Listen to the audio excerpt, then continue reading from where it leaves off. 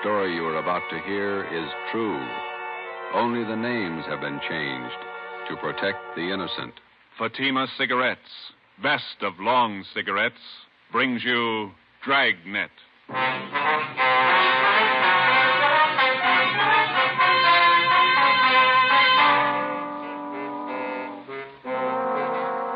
You're a detective sergeant. You're assigned to robbery detail. $8,000 worth of Chinese jade has been stolen. The criminal is vicious. His weapon, a handful of buckshot in a handkerchief. Your job, get him. If you want a long cigarette, smoke the best of long cigarettes. Smoke Fatima. Fatima is the long cigarette which contains the finest Turkish and domestic tobaccos superbly blended to make Fatima extra mild. And that's why Fatima has a much different, much better flavor and aroma than any other long cigarette. That's why Fatima is doubling and redoubling its smokers. So, if you want a long cigarette, smoke the best of all long cigarettes. Smoke Fatima. Dragnet, the documented drama of an actual crime. For the next 30 minutes, in cooperation with the Los Angeles Police Department, you will travel step by step on the side of the law through an actual case from official police files. From beginning to end, from crime to punishment, Dragnet is the story of your police force in action. It was Monday, December 1st. It was foggy in Los Angeles. We were working the day watch out of robbery detail. My partner's Ben Romero. The boss is Ed Backstrand, chief of detectives. My name's Friday. It was 7:15 p.m. when we got to the police academy, the banquet room. Where do we sit, Joe? Lee Jones is holding a couple seats for us someplace. You see him? Oh, yeah. There he is up there. Well, look at him. Everybody's here. Yeah, ought to be. Hi, fellas. Couple of ringside seats. Thanks, Lee. Did you get it? Yeah, right here. Mind if I take a look at it? No, go ahead. How come you didn't get it wrapped as a gift? No time. A gift box would have been nice. No cotton, even? Beautiful watch. Radium dial? Yeah. Universal Geneva. Fine movement. He'll like it. Look on the back. Let's see. For Chief Ed Backstrand, a good cop, Detective Bureau. Not very good engraving. No time. I didn't think the old man really meant it. 26 years. You get tired after 26 years. You've been at it 25, Lee. Oh, don't look at me like that. I got a book to finish. 23 chapters. How many chapters you got finished? 2. How long you been writing it? 2 years. Well, at that rate, we'll be stuck with you for another 21 years. If you're lucky. Excuse me, fellas. Got to make a speech. All right, Lee.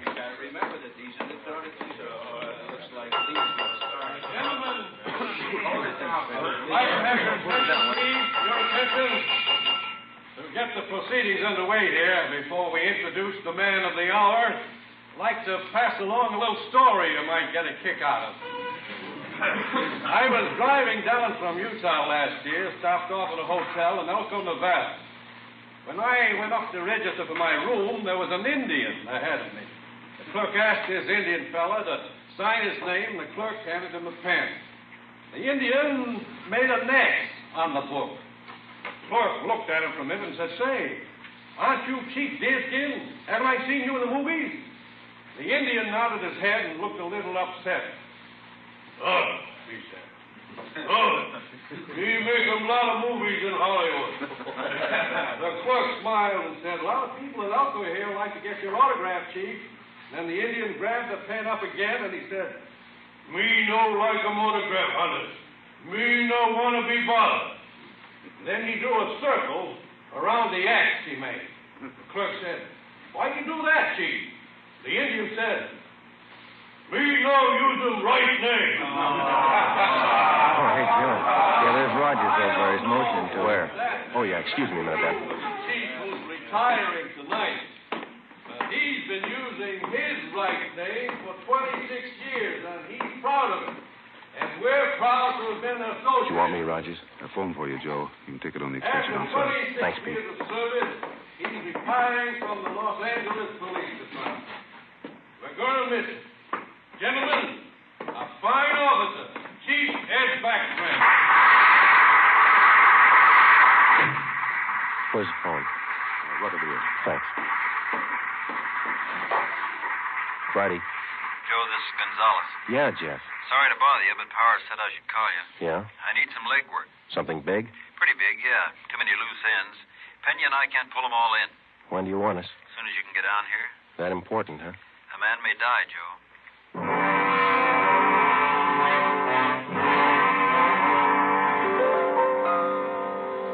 Hi, Jess. Got here as soon as we could. Sorry to pull you away. Hello, Romero. Gonzalez, what's up? Come on in here. All right. Here's a report. Not complete yet. Mm-hmm. Chinese fella. Name's George Kwan. He's a jeweler, gem cutter. Yeah. Jade expert. Knows as much about jade as anybody on the coast. Uh-huh. Says it happened at 5:30 today on Alvarado near the park. They weren't kidding, were they? They almost killed him. Yeah. Any idea what the weapon was, Jess? I'm not sure. Looks like some sort of blackjack, something homemade. Yeah. When they picked up Kwan, they found several buckshot pellets lying around and a man's handkerchief. Ray Pinker has the stuff over in the crime lab now. Where's Quan? Have you talked to him? Got in a couple of questions down at Georgia Street while the doc was giving him sedatives. Little guy's a mess, Joe. Gonna be all right? 50-50 chance when I called you out of the academy. Well, why did they beat him? Did he resist? I don't have it all yet, but from what he said, he was jumped from behind, didn't have a chance to fight. Whoever it was kept beating him long after he was unconscious. What'd they take him for? A couple of pieces of jade, large ones, very rare. Mm-hmm. You got anything else? Yeah, we got a star witness, just one. Did you talk to him yet? Just did for an hour and a half. You want to crack at her? Are you having trouble with him? Yeah, little. All right, Pena. Send him in again.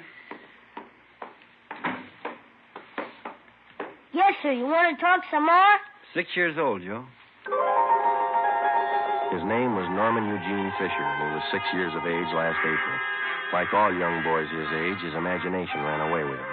What would be only a minor detail to an adult witness assumed tremendous proportions in Norman's young mind. He told us his story 3 times. Each time he elaborated a little more until what he claimed was the truth could only have been figments of a small child's imagination. Ben and I, together with Gonzalez and Pena, talked with the boy for another hour. We were getting tired, but Norman enjoyed his position as star witness. Once more, Norman, please. Try to remember it as it really happened. It was just like I said. Let me try, Jess. Go ahead, Romero. You did see it happen this afternoon, didn't you, Norman?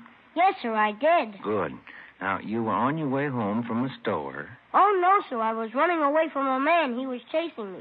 But you just told us, Norman, that you were on your way home from the store. Oh, no, sir. That was yesterday. But you told us. Just a minute, Ben. Norman, how old are you?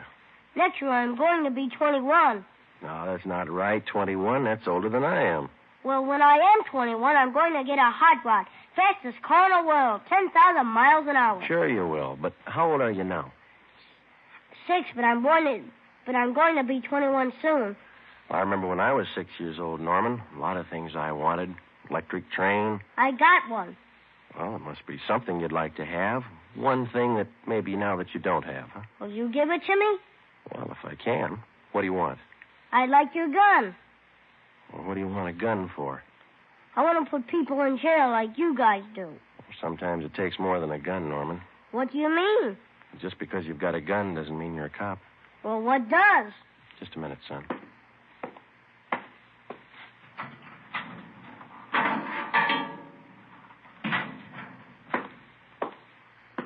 Here you go, Norman. A good cop uses this more than a gun. Gee. It's a real police badge. It's mine. Official? Official. Can I hold it? Go ahead. It's yours.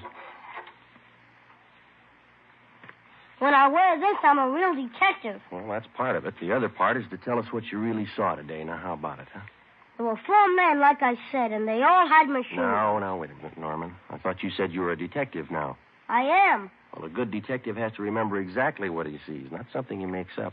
It's not very scary that way. No, it's no use, Joe. He can't get his story straight. Oh, yes, I can. I'm a detective now, and I know what happened. All right, Norman, you tell us, huh?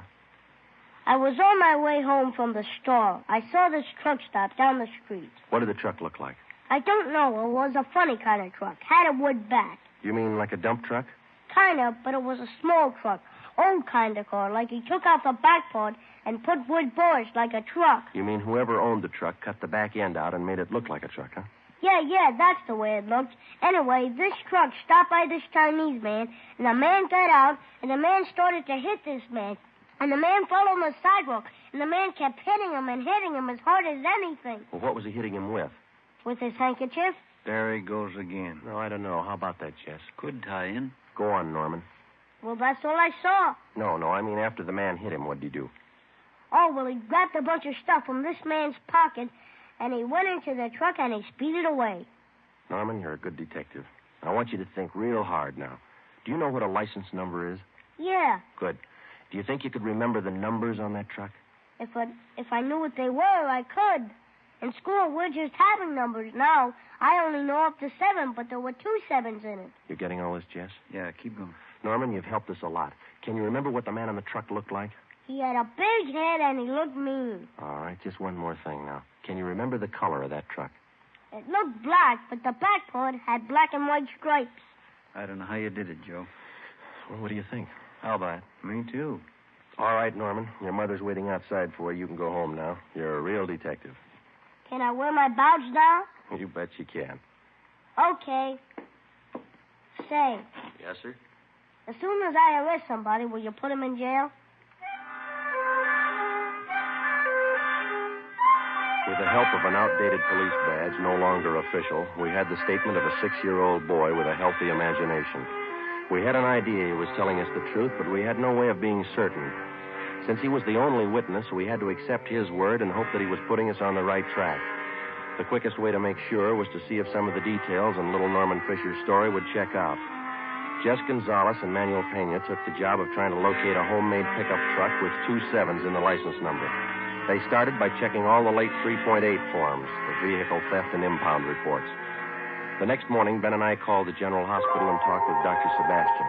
He told us that the victim, George Kwan, had improved sufficiently to allow a brief interview. It was 10:14 a.m. when we got to Ward C, General Hospital. Doctor tells us you're a little better this morning, Mr. Kwan. Yes, sir. I shall be all right, although it is quite painful at times. We're sorry to bother you, Mr. Kwan, but we've got to have a little more information on the robbery. I will tell you all I can, sir. I should like to recover the missing jade pieces. It is a great loss to me. Did you get any kind of a look at the man who hit you? Oh, he attacked me from behind, knocked me to the pavement. I made an attempt to get to my feet, but he struck me again and again, here at the base of my neck. You didn't see him at all, then? No, sir, I did not. Do you have any idea who could have done this? Unfortunately, no. I cannot think of anyone. Well, what was stolen from you? We know it was jade, but can you give us a more detailed description? Well, sir, I lost 2 thumb rings, very rare, collector's items. Thumb rings? How much were they worth, would you say? Well, I paid $8,000 for the 2 rings. I wonder if you could describe them to us. Well, both rings were relics of the time when the Chinese archer drew his hunting bow with a special thumb ring. Any particular identifying marks on them?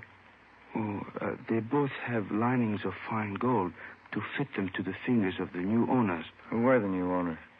I had just purchased them yesterday before I was robbed.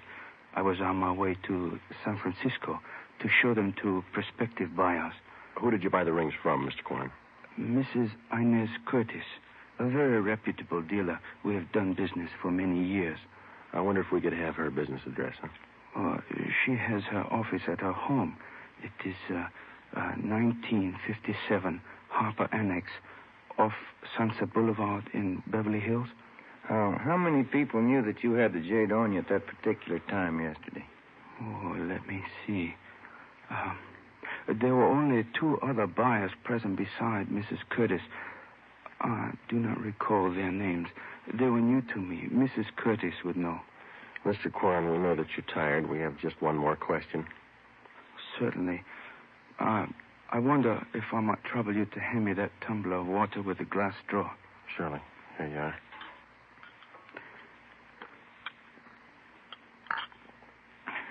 Thank you very much. You're welcome. Now, those thumb rings, Mr. Kwan, would there be any practical disposition of them other than selling them as they are? Well, hardly, Sergeant. To anyone who really knows the value of jade, It would be unheard of to change them in any way. I see. Well, thank you, Mr. Kwan. We'll do our best. You know, Sergeant, we Chinese place a great sentimental value on our jade. We'll do everything we can to recover it. Thank you. May I tell you my favorite quotation on jade? Yes, sir. It is from the writings of Tong Jung Tso. He wrote, "The magic powers of heaven and earth always combine to form perfect result. So the pure essences of hill and water become solidified in precious jade." Ben and I drove out to 1957 Harper Annex, the residence of Mrs. Inez Curtis. There was no one at home. We left one of our cards. It was 12:22 p.m. when we got back to Central Division. Here's a phone message for you, Joe. What's it say? Call Jess Gonzalez. He's out at Wilshire Division. Okay, thanks, Ben.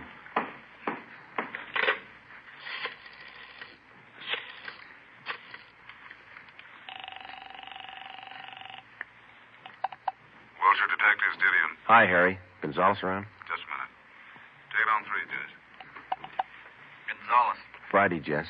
we got the truck and we got the driver. We'll be right out. Something else, Joe. Yeah? The kid was right. There were 2 7s in the license number.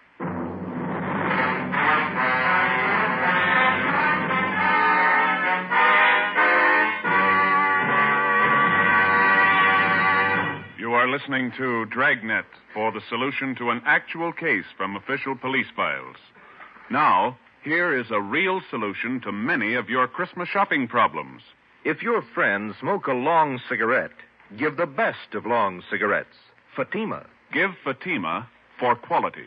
The name Fatima has always stood for the best in cigarette quality. Give Fatima for flavor. Fatima has a much different, much better flavor and aroma than any other long cigarette. Give Fatima. They're extra mild. Yes, Fatima is the long cigarette which contains the finest Turkish and domestic tobaccos blended to make Fatima extra mild. Yes, extra mild. So give Fatima for Christmas in the attractive golden yellow carton. It's the long cigarette that has doubled and redoubled its smokers. More and more smokers every day agree Fatima is the best of all long cigarettes.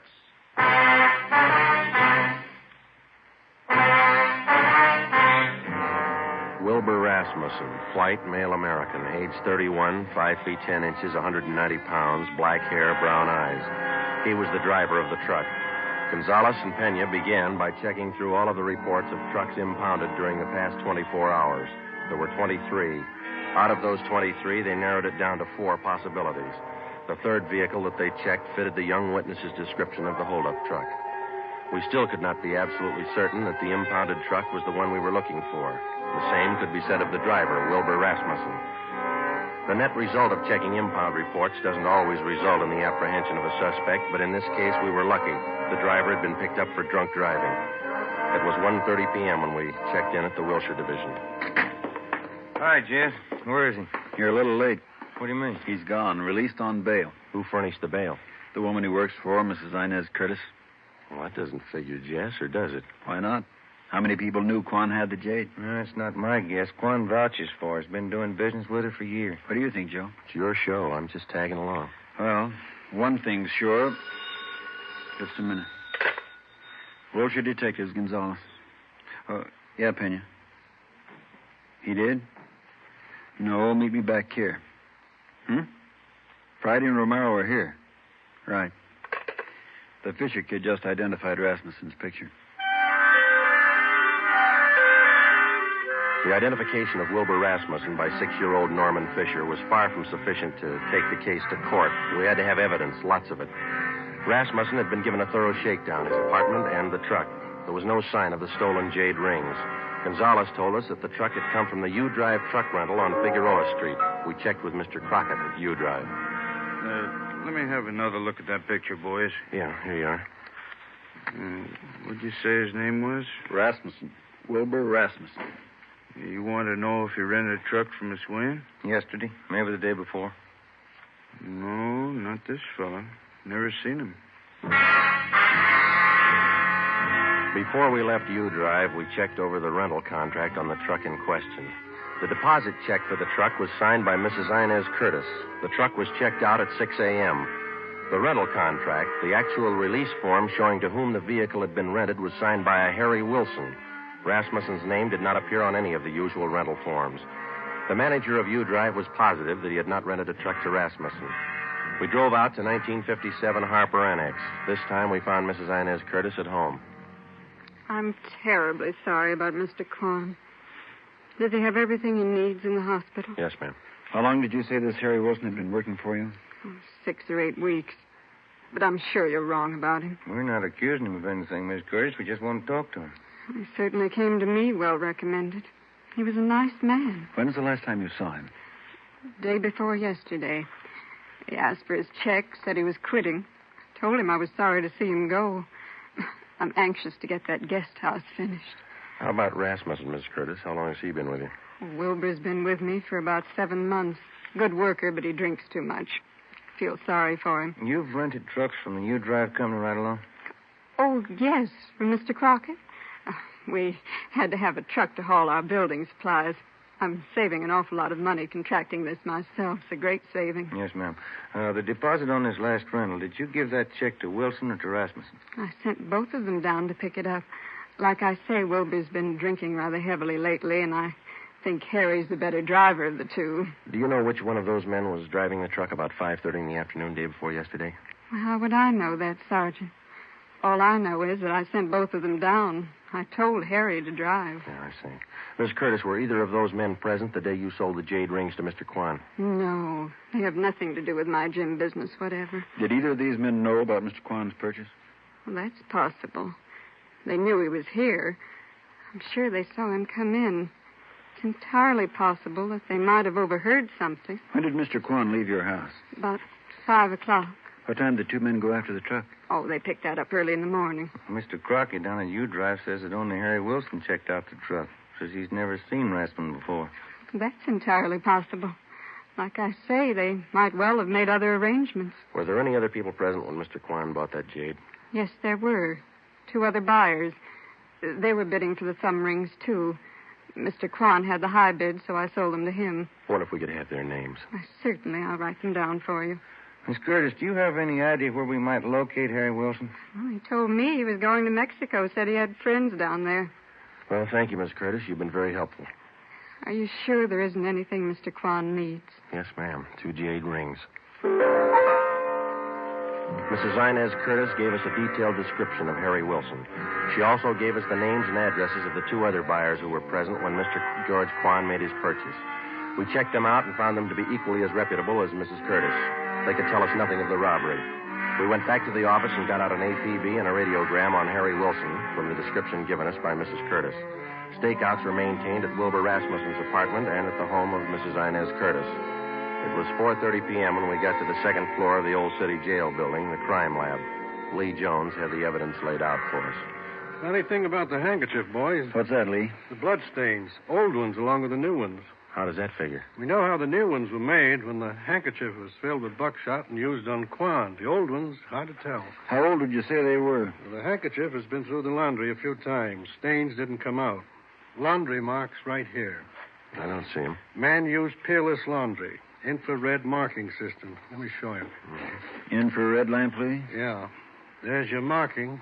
Pen you trace it down. Who's it belong to? Man used the name of Harry Wilson. There was nothing to do now but wait for some word on Harry Wilson. The stakeouts continued. We re-questioned Wilbur Rasmussen, and we talked again with Mrs. Curtis and George Kwan. It was Tuesday, December the 8th. We checked in for work at 8 a.m. Morning, Jess. Hi, Joe. Where's Ben? Communications, getting the mail. Any word on the new chief of detectives? No, nothing. What's your guess? Oh, I think Thad Brown. A good man. Maybe. Sloan's a good man, too. When you come in here? Not yet. Why? Maybe you'd like to take a little airplane trip. What do you got? Cheyenne, Wyoming. They picked up Harry Wilson. 2 days later, Thursday, December the 10th, Harry Wilson was returned to the Los Angeles County Jail and booked on suspicion of robbery. We checked with Lieutenant Frank Cunningham in the Record Bureau. From Wilson's fingerprints, he ran a make on him. Harry Wilson was an alias. We found out that he had lengthy records of arrests and jail terms for robbery, burglary, and grand larceny. Mr. Crockett at U-Drive identified Wilson's picture. He was a 2-time loser. It's up to you, Wilson. It can go hard for you or easy. I'm in the spot, huh? You're in the spot. Lay it out for him, Jess. It's all stacked against you, Wilson. We know you rented the truck. You knew Quan was at Mrs. Curtis' house. Your handkerchief was found at the scene of the crime. You wouldn't believe me if I said I didn't do it? With that kind of evidence, how can we? I didn't. I don't know if I can prove it, but I didn't. If you didn't, we'll help you prove it. First, you got to believe me. You know why. Yeah? I've had it twice. Once more, and I'm in for life. All right, you got it figured. Now what do you got to say? Rasmussen did it. He knocked Quan over. Where were you? Buying my ticket for Cheyenne. I didn't want any part of it. How do you account for that handkerchief? It was mine, but Rasmussen had it. He cut his finger one day on the job. I loaned it to him. Well, that checks. Old blood stains, new ones. All right, let's pick up Rasmussen. While you're at it, pick up the Curtis dame. She planned it. Wilbur Rasmussen was picked up and brought in. After intense cross-questioning, we confronted him with Harry Wilson's statement. In the face of this testimony, he broke completely. He gave us a full confession implicating Mrs. Inez Curtis. He admitted beating George Quan and taking the jade thumb rings. He said he received $200 from Mrs. Curtis for the job. He requested that he be allowed to turn state's evidence. Mrs. Inez Curtis was brought to the interrogation room. Of course, you gentlemen have proof to substantiate all these accusations. Yes, ma'am, we have. It better be good. I have a fine lawyer. We've got signed and recorded confessions of Wilson and Rasmussen, the two men who worked for you. Shall we play the recordings for you? That won't be necessary. Miss Curtis, you got $8,000 for those rings. Wasn't that enough? Not when I could make 16, no. Where are the rings now? I'm not going to get life for this, you know. No. Jade doesn't spoil. It'll still be good when I get out. Yeah, but you'll be too old to appreciate it, Miss Curtis. Okay, Penny.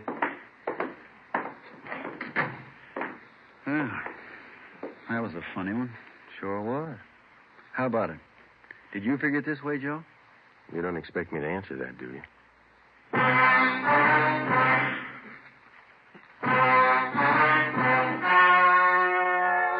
The story you have just heard was true. Only the names were changed to protect the innocent. On March 2nd, 1949, trial was held in Superior Court, Department 82, City and County of Los Angeles, State of California. In a moment, the results of that trial. Now, here are authentic reports from all over the country that tell the story of Fatima's sensational increase in popularity. New York Division. Fatima sales up 132%. Chicago Division. Fatima sales up 453%. Los Angeles Division. Fatima sales up 545%. Yes, more and more smokers agree Fatima is the best of long cigarettes. So enjoy Fatima yourself and give extra mild Fatimas for Christmas in the attractive golden yellow carton. Everyone who smokes Fatima says that this great new long cigarette is the best of all long cigarettes.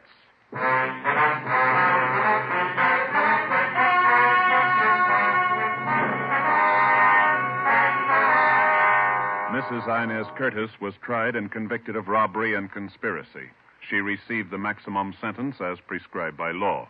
In consideration for turning state's evidence, Wilbur Rasmussen received a minimum term.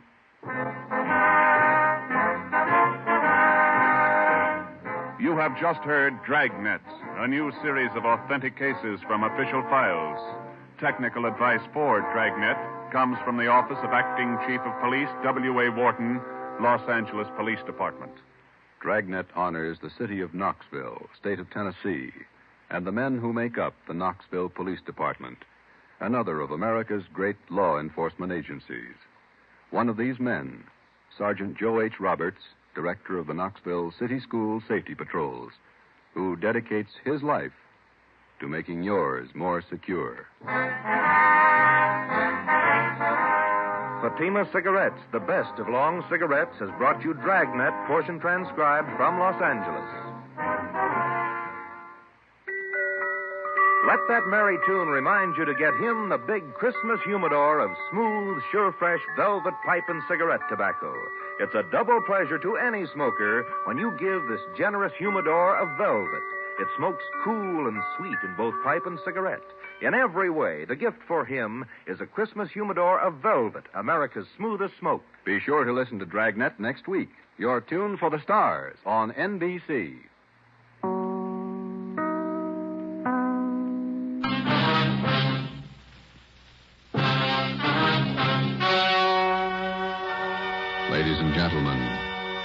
The story you are about to hear is true. Only the names have been changed to protect the innocent.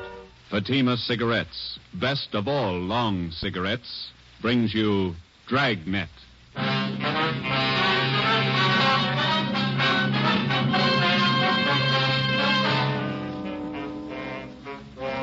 You're a detective sergeant. You're assigned to homicide detail. A young woman has been murdered. The body was discovered behind locked doors. The assassin is still at large. Your job, find him. If you want a long cigarette, smoke the best of long cigarettes. Smoke Fatima. Fatima is the long cigarette which contains the finest Turkish and domestic tobaccos superbly blended to make Fatima extra mild. And that's why Fatima has a much different, much better flavor and aroma than any other long cigarette. That's why Fatima is doubling and redoubling its smokers. So, if you want a long cigarette, smoke the best of all long cigarettes. Smoke Fatima. Dragnet, the documented drama of an actual crime. For the next 30 minutes, in cooperation with the Los Angeles Police Department, you will travel step by step on the side of the law through an actual case from official police files. From beginning to end, from crime to punishment, Dragnet is the story of your police force in action. It was Tuesday, January 9th. It was stormy in Los Angeles. We were working a day watch out of homicide detail. My partner's Ben Romero, and my name's Friday. I was on the way to work, and it was 6:45 a.m. when I got to the steps of the City Hall, the Main Street entrance. Hey, Joe, wait up. Morning, Ben. When did they call you? 5 a.m. Donahoe called you? Yeah. Miserable out, isn't it? It's pretty wet. My feet are soaking wet. See the transfer there? Yeah. New chief of detectives? Wait a minute, I want to get some gum. Pack of spearmint. Well, I heard about the new chief. Thad Brown. Good man. Piece of gum? Thanks. I wish they'd make up their minds about our shift. Work days, they call you back nights. Work nights, they call you back days. Why don't you put in for a desk job? We never have to call you back. You're here all the time. No, you're just hard to please. Here we are.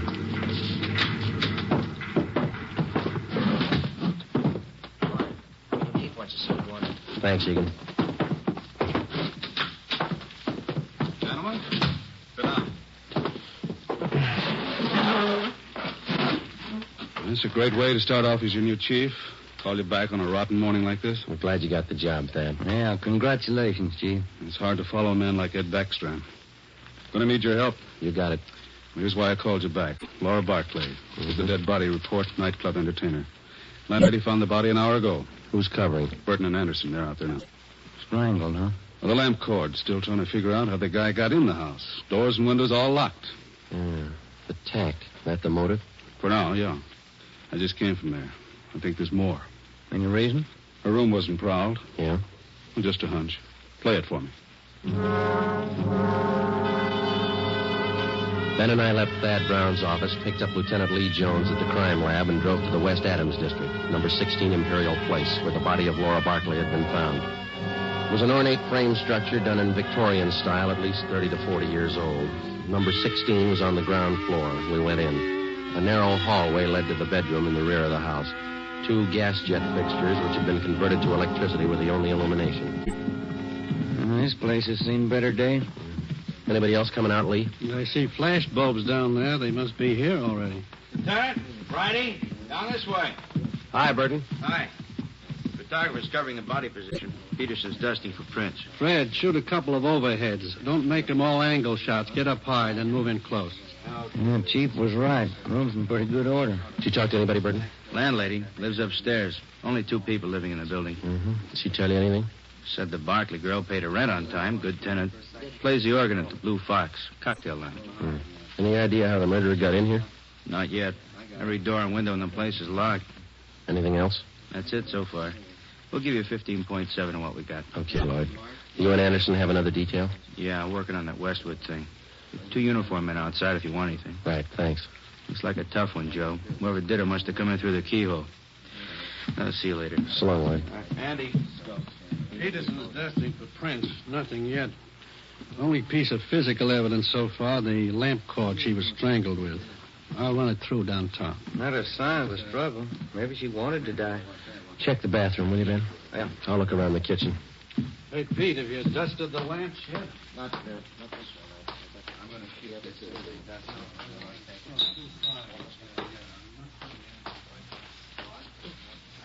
Ben, come here a minute, will you? Ben. Yeah? Come in the kitchen, will you?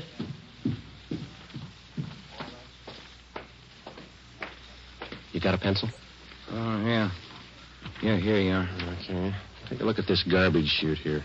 Let me see. About 8 feet to the ground. Yeah, big enough for a man to get through. Oh, yeah. Yeah, no problem. Lee. I'll be right there. That could be the answer, Joe. Well, he either got in this way or he was in the house when she came home. What do you got? Garbage chute here. What do you think? Could be. Let me grab a kit. Let's see.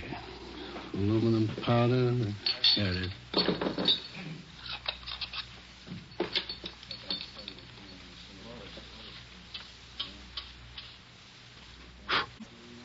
No.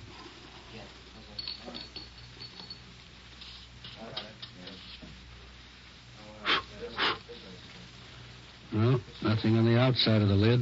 Looked pretty clean. Must have just been scrubbed. Abrasions here. Got a pencil? Yeah, I'll get it. Hold it up there, will you? Yeah,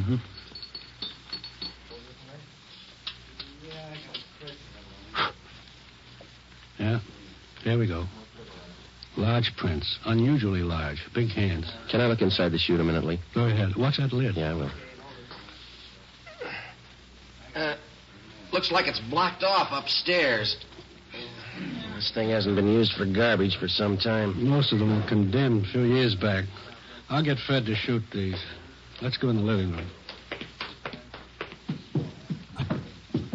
That desk been dusted, Lee? Yeah, it's clean. Go ahead.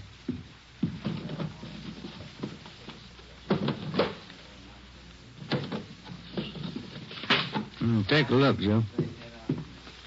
Yeah. Photographs. Hundreds of them. All men. Yeah, all different. Lee Jones and the crime lab crew finished up and went back to Central Division. 2 uniformed officers remained on duty at the scene of the crimes. Thad Brown had men sent out to canvass the neighborhood. Ben and I went upstairs and talked with the landlady, a Mrs. Emma Smith. Yes? Police officers. You Miss Smith? Yes. You're not the same officers I talked with before. No, ma'am. I wonder if we could ask you a few questions. I told the other officers everything I knew. We have to double check, Miss Smith. Who was the girl who lived in the apartment below, number 16? Laura Barkley. Is that the name she used? The mail she received, was it addressed that way? Yes, it was. Oh, she was a very good tenant, Laura. No trouble with her at all. When did she move here? Oh, about 4 or 5 years ago. I have the rent receipts. I always save receipts. Did she always live by herself? Oh, yes. That apartment rents to one person only. Did she have many visitors, friends dropping in? None that I ever saw. Pretty much to herself, Laura. The men came yesterday and took it away. What's that, ma'am? The organ. Electric one. Laura rented it from a big downtown firm. Used to practice all the time. My, it was beautiful. Yeah. In the gloaming. She used to play that for me. Mrs. Smith, when did the men come and take the organ away? Yesterday, in the afternoon, about 4:30. Was Miss Barkley at home when they came? No, she wasn't. She left me a note to let them in, so I let them in.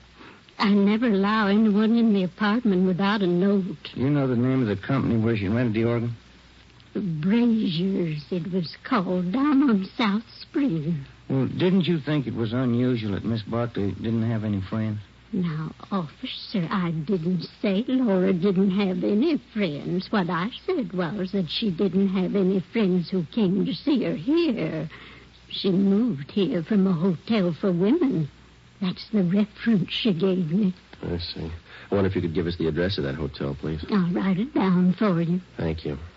Miss Smith, did you hear any unusual sounds in Miss Barclay's flat last night? Anything out of the ordinary? If I had, I would have called the police, and we'd have saved a girl's life. No, thank you very much, Miss Smith. Here's a card. If there's anything you think of after we've gone, don't hesitate to call us. Thank you, I will. I hope you get the dirty men who killed Laura. We didn't say it was a man, Miss Smith. Well, isn't it always a man? Before we left Mrs. Emma Smith, we asked her about the garbage chute. She said it had not been in use for the last 4 years. We showed her the stack of photos. She could identify none of them. We drove back to Central Division. We checked Brazier's music store. The 2 men who moved the organ were checked out and cleared. We went to the Wynn Hotel for young ladies. They could tell us nothing. Laura Barclay's references were all good. We went back to the office and met with Chief of Detectives Thad Brown. You think he got in through the garbage chute? That's the way it looks, Chief. Went all over the apartment. If there's another way, we haven't found it. All right, you know how he got in. Who is he? We got out an APB on his M.O., latent fingerprints, and making a run on those prints we found.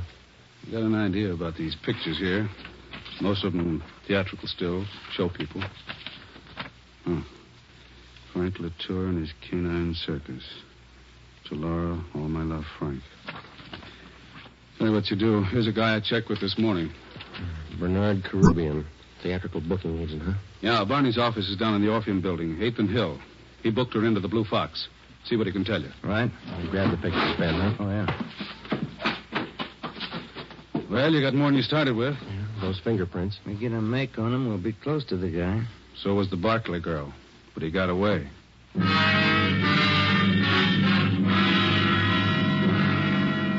I wonder if we could see Mr. Caribbean.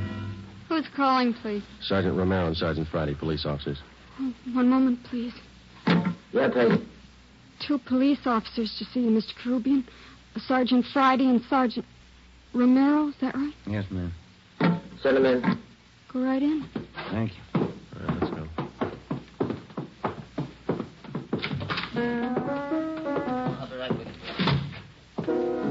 When them rosy roses bust through the snow, I'll be coming home on furlough again. When them General Sherman tanks are covered with ice, I'll be home for good, and won't that be nice? No, this guy's stuff is cornbread. Sit down, fellas. Thank you. Can I help you? I understand that you booked Laura Barclay. Yeah, that's right. I spoke with a... Got his name right here. Chief Thad Brown? That's right. He asked me about Laura. Too bad about that. Any clues? We're working on it, Mr. Caribbean. What makes a person pull a stunt like that? Laura didn't have no enemies. She had one. Well, I don't know much about her, except I've been booking her for about 4 years. Good organist. Pretty fair voice, too. Got some pictures here. I wonder if you'd take a look at them. Yeah, sure. Quite a stack. Yeah, old Frankie Latour and the dogs. Great act. I book 'em. Ricky Rogan, King of the Tap. Gus Orinoco and that singing seal of his. Yeah, I know all these people. I book 'em all. Did Laura Barclay work with all these people? One time or another, yeah. During the war, USO camp shows, you know. Do you know whether she was close to any of them? Well, come to think of it, she was. That Frankie Latour, crazy about them dogs of his. No, I mean the men themselves. Anybody that she seemed particularly interested in?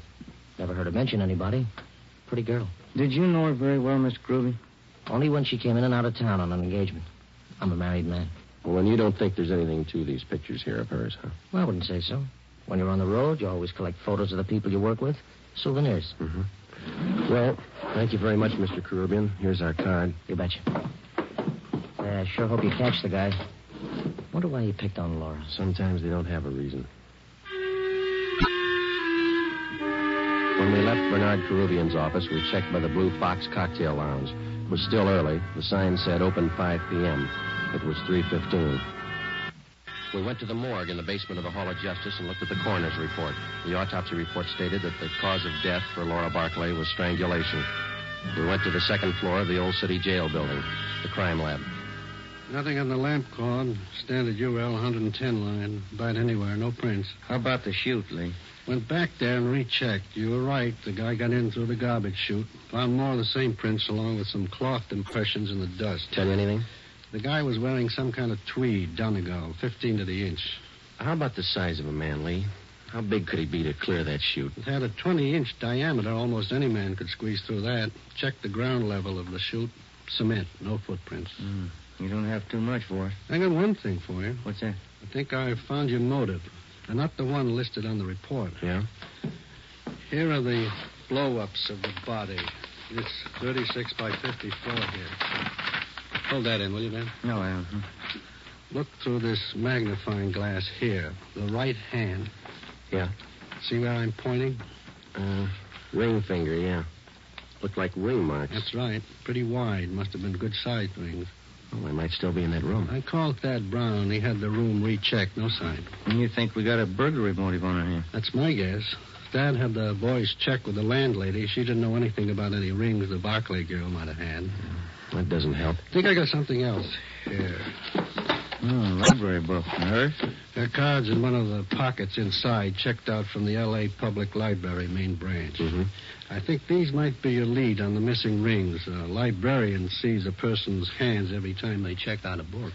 That makes sense, Lee. We'll play it that way. What department were the books checked out of? The music room. Well, that's it. I think you've got your motive now and a good set of prints. You're close. Thanks a lot, Lee. Well, let's go to the library, Ben. I'll get it. Crime lab. No, this is Friday. Oh. Thanks, Frank. Well, we got some motive. How do you mean? No make on those fingerprints. Nothing.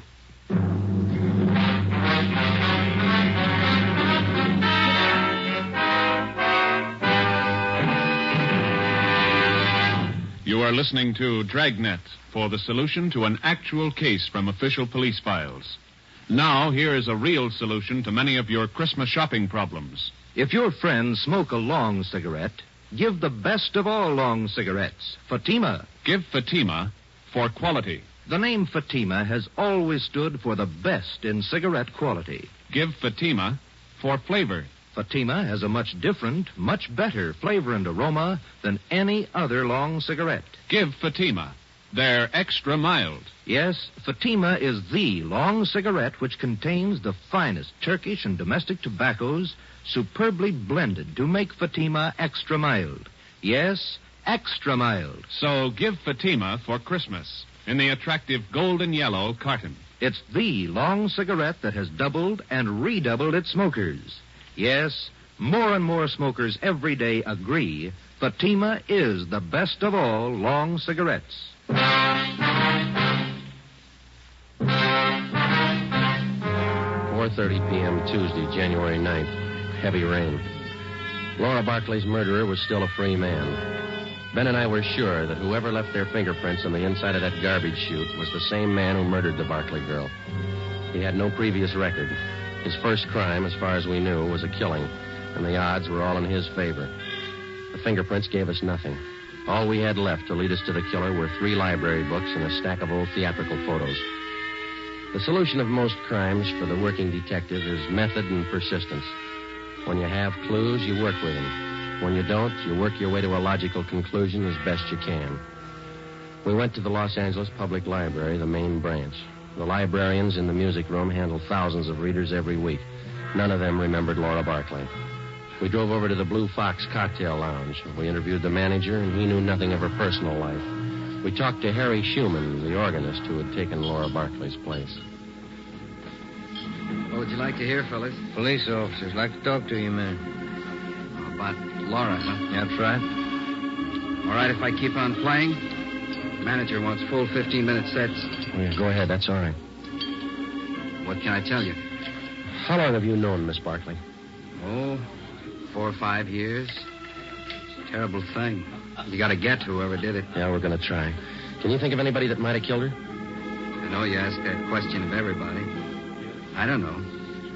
Does anybody ever know for sure? Sometimes. Well, I don't know. When you think of a person, you never think who might murder him. Maybe you might know a few things about her that you could fill us in on. I'll try. She go in for jewelry much? Rings, things like that? Funny you should ask that. She was nuts for it. Good things. Rings? Had a couple of beauties.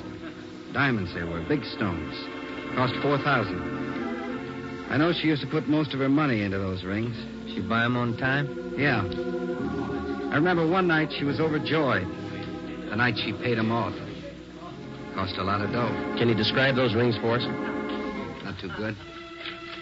I can give you the name of the jeweler she bought them from. That'll do. Do you know anybody else that we might talk to? Don't know any of her friends. She was an only child. No living relatives that I know of. How about her landlady? Yeah, I guess that's it, Harry. Thank you. For what? I wish I could help more. If everybody had your attitude, we'd be out of a job. Before we left the Blue Fox, Harry Schumann gave us the address of Laura Barkley's jeweler.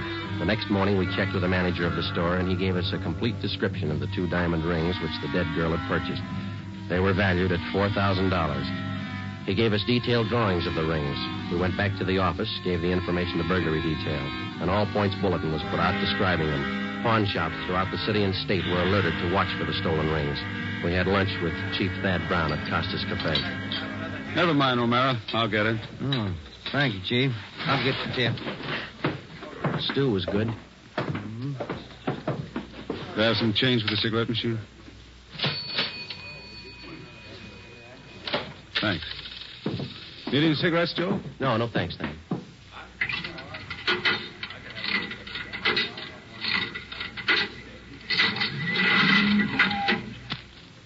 Let's go. What do you think, Thad? The description of the rings and the MO should help. They haven't turned up. Good chance he's holding on to them. Could be his first job. Probably scared. Anybody check back over the neighborhood there? Yesterday afternoon and this morning. A lot of door-to-door salesmen through that district. All been checked out. It's a dead end. Now where? If only those prints are checked out. Well, they didn't.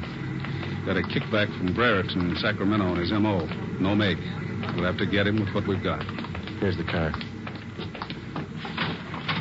Sure you picked up all the loose ends?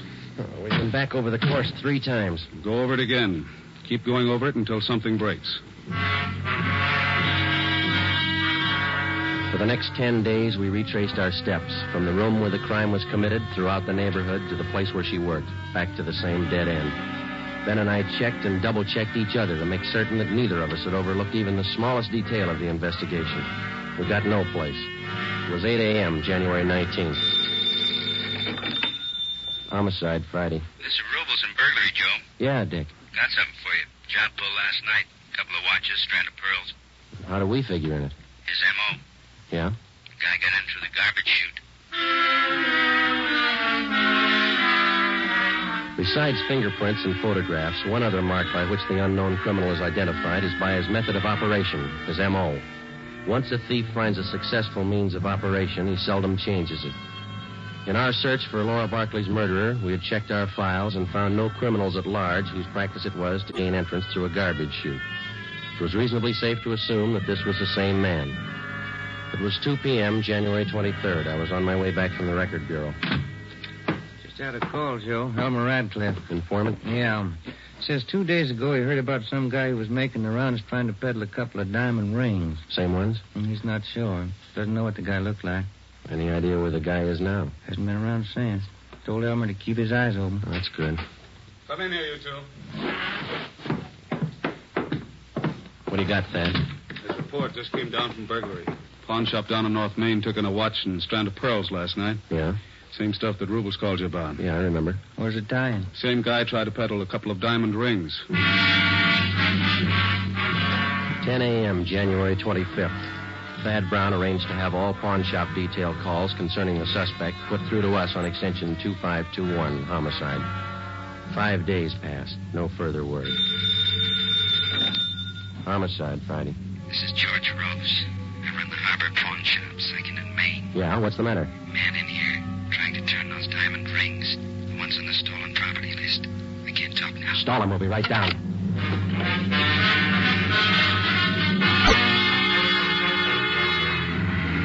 Come on, Ben. Move it. Yeah? The next corner. There it is.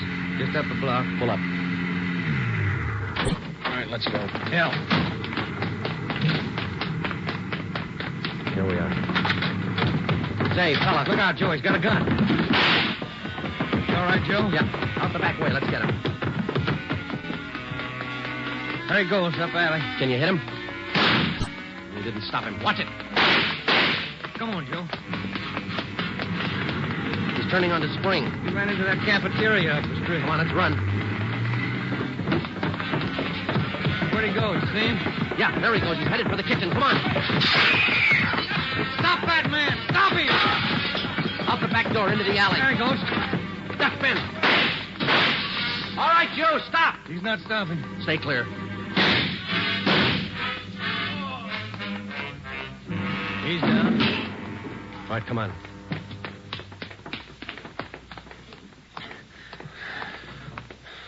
All right, get his guns. Yeah. You got him in the leg, Joe. Hit his head when he fell. All right, snap him on. Huh. Look on the little finger of his right hand. 2 diamond rings. Yeah. Doesn't make sense, does it? What's that? $4,000 worth of diamonds, and he's lying on a pile of garbage. The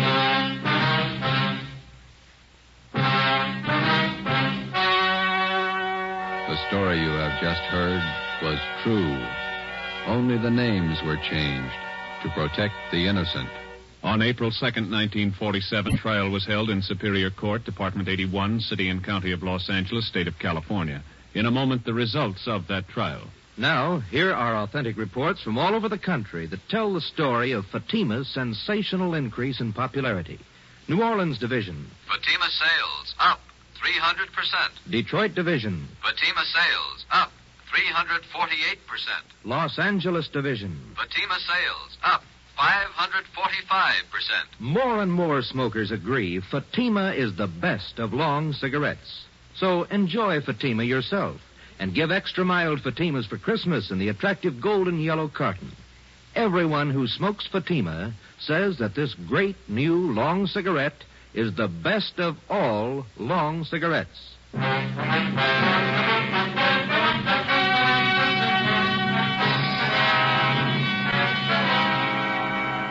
Laura Barclay's murderer was identified as Martin Eric Swanson. He was tried and convicted of murder in the first degree. His case was fought through the Supreme Court of California and in the United States Supreme Court. In both instances, his conviction was upheld. Last Friday morning, after a delay of 5 years, Martin Eric Swanson was executed in the lethal gas chamber at the state penitentiary. You have just heard Dragnet, a new series of authentic cases from official files. Technical advice for Dragnet comes from the Office of Acting Chief of Police W.A. Wharton, Los Angeles Police Department. Dragnet honors the city of Youngstown, state of Ohio, and the men who make up the Youngstown Police Department, another of America's great law enforcement agencies. One of these men, Chief of Police Edward J. Allen, honored as Policeman of the Year, who dedicates his life so that yours might be more secure.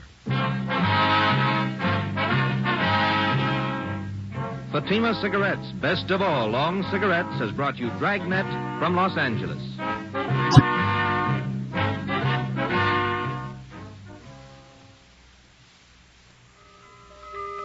This Christmas, give the gift that makes every pipe smoker happy. A Christmas humidor of mellow Granger. Granger is made just for pipes by the tried and true Wellman method. Rough cut to smoke mild and cool, and humidor packed to stay ever fresh. Yes, make this Christmas a Merry Christmas for all the pipe smokers on your list. Give them each a Christmas humidor of mellow Granger. Listen to Dragnet next week, and be sure to hear Morton Downey tonight on NBC.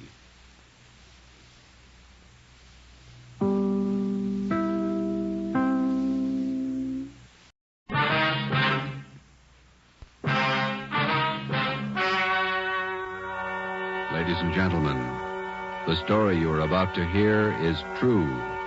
Only the names have been changed to protect the innocent. Fatima Cigarettes, best of all long cigarettes, brings you Dragnet.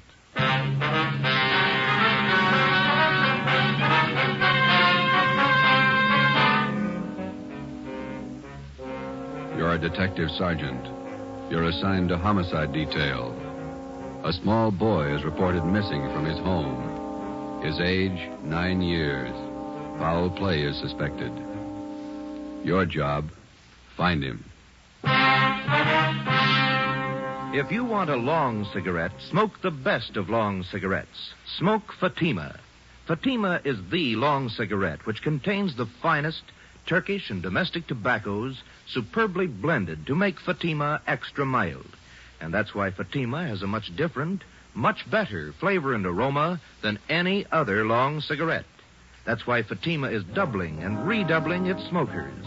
So, if you want a long cigarette, smoke the best of all long cigarettes. Smoke Fatima. Dragnet, the documented drama of an actual crime.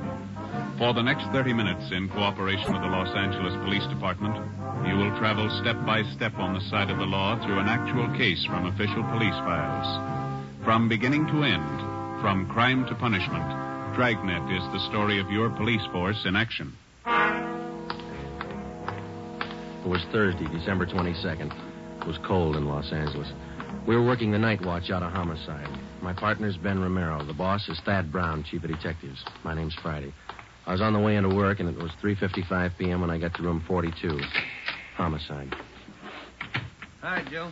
Ben, what you doing? Oh, pretty quiet. How's your mother? Well, that cold's still hanging on. Bad cough. Doc says nothing serious. My kid's got the same thing. Must be some kind of a virus going around. Yeah. Is that a new suit you got on? Oh, yeah. Ma figured I needed one. Let me see. Oh, yeah, that's a nice shade of blue. Where'd you get it? Quincy's down in South Fig. Look okay? Turn around. Oh, yeah, that's a good fit. Did you get all the reports on the Webster case yet? Yeah, all taken care of. Let me get it. Homicide, Friday. Well, this is Levinson, Unit 113J. Got something for you. Yeah, Harry, what's doing? Doherty and I are out here on Collis Avenue, 4656. Trying to track down a 9-year-old boy. What's the story? The kid's missing, suspicion of foul play. How long has he been gone? About 2 hours. Looks like a job for homicide. How do you figure? Kid was last seen playing in the backyard of his home. Yeah? We checked over the yard. Find anything? Bloodstains, lots of them. They look new. Ben and I left a message for Chief of Detectives Thad Brown. Then we went over to the crime lab, picked up Lieutenant Lee Jones, and drove out the Arroyo Seco freeway to Collis Avenue. It was an average neighborhood. Number 4656 was a one-story green stucco residence situated on the corner of Collis Avenue and Harrison Drive. Beyond the backyard was a tract of undeveloped land covered with scrub oak. Harry Levinson from Highland Park Juvenile was waiting for us in front of the house. Back this way, fellas. I'm coming, Lee. Wait till I get my back. Okay. Who notified you that the boy was missing, Harry? The mother said she went out to do some Christmas shopping about 11 this morning, left the boy home. She came back about 2 this afternoon. He was gone. What's the name? Johnstone. Kid's name is Stanley, 9 years old. Mm-hmm. Was this gate open like this when you got here? Oh, yeah, I haven't touched a thing. Here are the stains over here, Lieutenant Jones, along the edge of the walk, see? Yeah. Let me see. Quite a few stains, huh? Looks like it might be blood. Try some benzodine on these spots here. Yeah, there we are. See what happens? Where's the kid's mother now, Harry? In the house. Doherty's talking to her. Did you talk to any of the neighbors?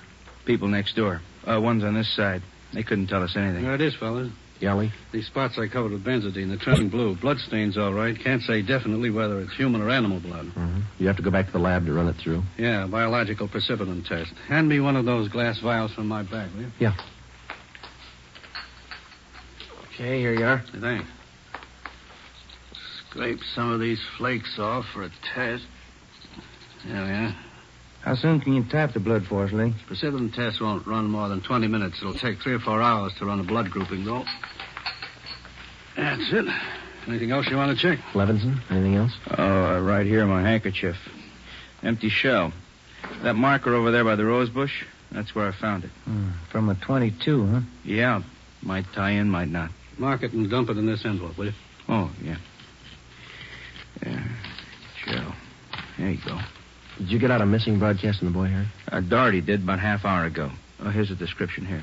Mm-hmm. Thank you. Mother know about the bloodstain? No, we didn't tell her. She's worried enough already. And she has no idea what might have happened to her boy? No more than we do. She checked all her friends, relatives. We're covering the neighborhood. No trace so far. Not much to go on. Bloodstains, empty cartridge. Could mean 100 things. Any ideas, Franny? Yeah, just one, and I don't like it.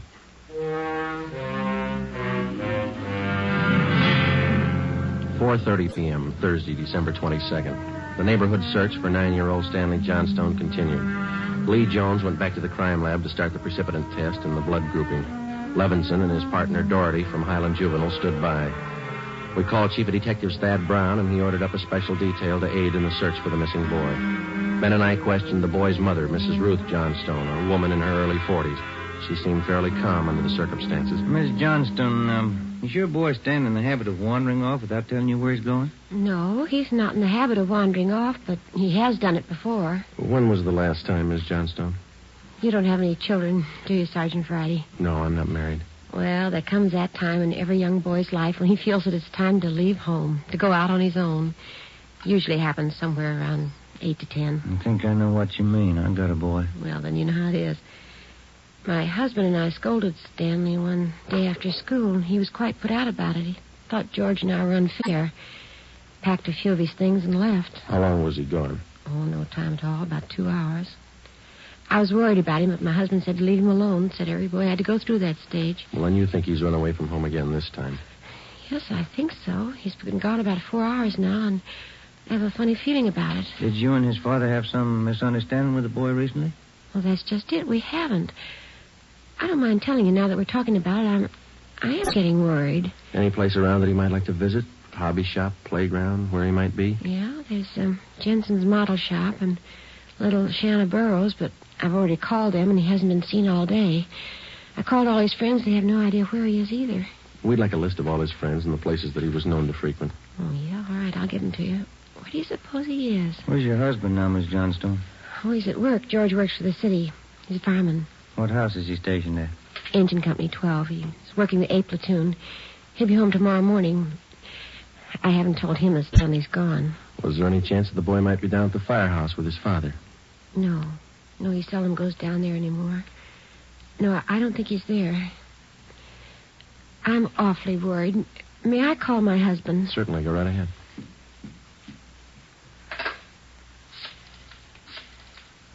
I know George will be worried.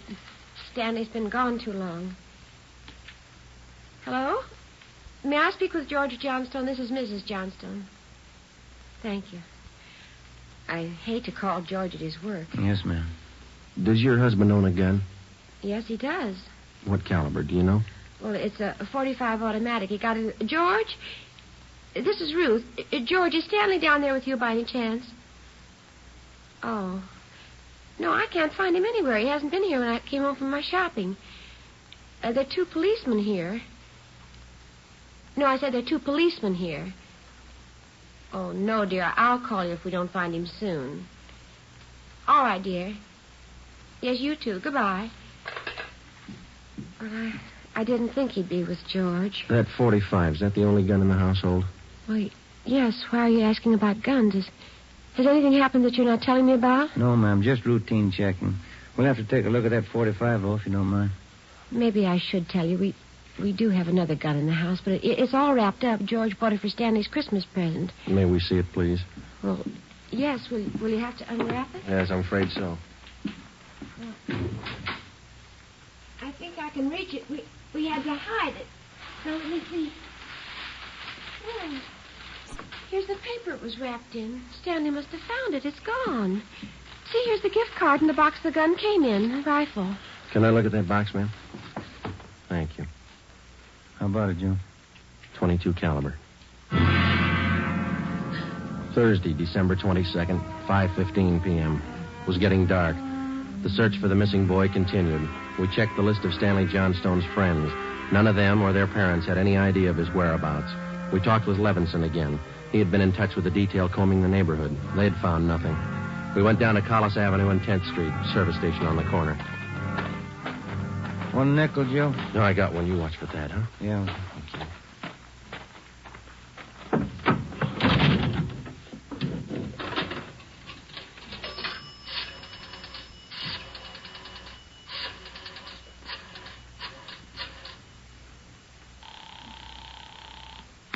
City Hall. 2667, please. 2667. Crime Lab, Jones. Hi, Lee. Joe Friday. Yeah, Joe. Any sign of the Johnson kid? No, not yet. How are you coming? Finished the precipitin test. It's human blood. Yeah? Working with the blood group now. Do you know what type the Johnson boy has? Well, we didn't want to upset his mother. I thought we'd wait till the last thing. We're still in the neighborhood. Check with the family physician. That way you won't disturb him. Yeah, we figured on that. Oh, just a minute, Lee. Yeah, Ben. Boss just pulled up. Okay. Thad Brown's out here now. I'll check you later, Lee, huh? Yeah, right, Joe. All right, goodbye. Gentlemen, how's it going? Just checked with Lee Jones. Yeah, I know. It's human blood. What do you think? We talked with the boy's mother, Miss Johnston. Found a gun missing. Yeah. Caliber's the same as the empty casing that Levinson found. 22. You said the gun was missing. Yeah, the Johnstones were going to give it to the boy as a Christmas present. They had it hidden, but it's gone now. Any idea who took it? Well, they left the Christmas wrapping behind. I think it was the kid. 22 rifle, huh? 9-year-old boy. When are they going to learn? First, it's carbide cannons on the 4th of July. The city issued ordinance after ordinance, but a few thousand kids around the country had to lose their eyes, fingers, hands before the parents gives us their full cooperation to outlaw them. I know what you mean. Sure you do. You and every other cop in the country became the heavies trying to clamp down on them. It's always the same story. This time it's guns for Christmas. I know what you're thinking, but we're not sure yet. Listen, Friday, there's a city ordinance against giving a gun to a kid. You know that? Yes, I know that. There's a missing boy and a missing gun. There's blood on the ground and an empty shell. That's enough for me. We're going to stay with it. Something's got to break. Yeah. I hope it's not the hearts of that kid's parents. Oh, hi, Chief. I've been looking for you, Friday. What do you got, Harry? Found the gun. New 22 rifle. Strong smell of cordite. I'd say it's been recently fired. Where'd you find it, Levinson? Back up there in that scrub oak. Up behind the Johnston house. Mrs. Johnstone identified it. Buckley took it down to the crime lab. Thanks, Harry. Is Miss Johnston okay? Pretty sick now. Kilby came up with something else. What's that? There's another one missing. An 8-year-old boy. 6:30 p.m. We talked with Officer Kilby about the other missing boy. He told us that his name was Stephen Moorheim, 8 years old.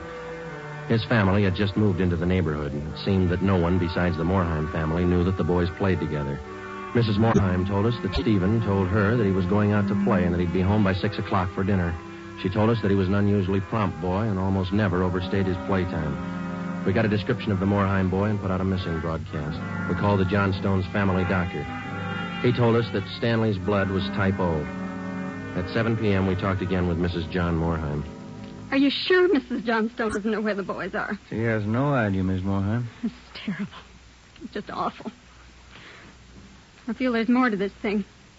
Something you're not telling me. Well, there's no use to upset you until we know a few things for sure. And you are holding back something. Now, please try not to worry, Ms. Moorheim. There are certain questions we'll have to ask, routine questions in any kind of investigation. Is there anything else you want to know? Yes, ma'am. What is your boy's blood type? That's a funny question. Do you think anything's happened to him? Have you found him and you're not telling me? No, ma'am, we haven't found him. We don't think anything's happened to him. His blood type. Yes, ma'am. I think I have it written down in Stevie's baby book. Yes, here it is. Type O. Thank you. What if I might use your phone, please? Yes, of course. It's in the hall. I'll be right back, then. Yeah, okay.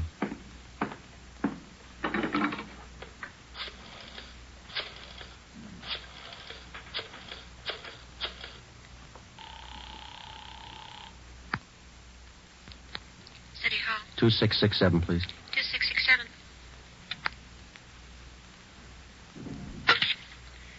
Randall, Pinker. Hello, Ray. This is Friday. Lee there? Just a minute, Joe. Take 2, Lee. John speaking. Checking back, Lee. Did you get the blood types on the two missing boys? Yeah, both boys type O. So the stains, Joe. Type O.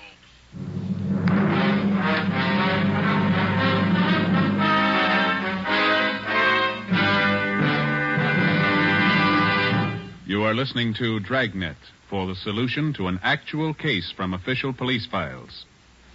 Now, here's a real solution to many of your Christmas shopping problems. If your friends smoke a long cigarette, give the best of long cigarettes, Fatima. Give Fatima for quality. The name Fatima has always stood for the best in cigarette quality. Give Fatima for flavor. Fatima has a much different, much better flavor and aroma than any other long cigarette. Give Fatima. They're extra mild. Yes, Fatima is the long cigarette which contains the finest Turkish and domestic tobaccos superbly blended to make Fatima extra mild. Yes, extra mild. So give Fatima for Christmas. in the attractive golden yellow carton. It's the long cigarette that has doubled and redoubled its smokers. Yes, more and more smokers every day agree Fatima is the best of all long cigarettes.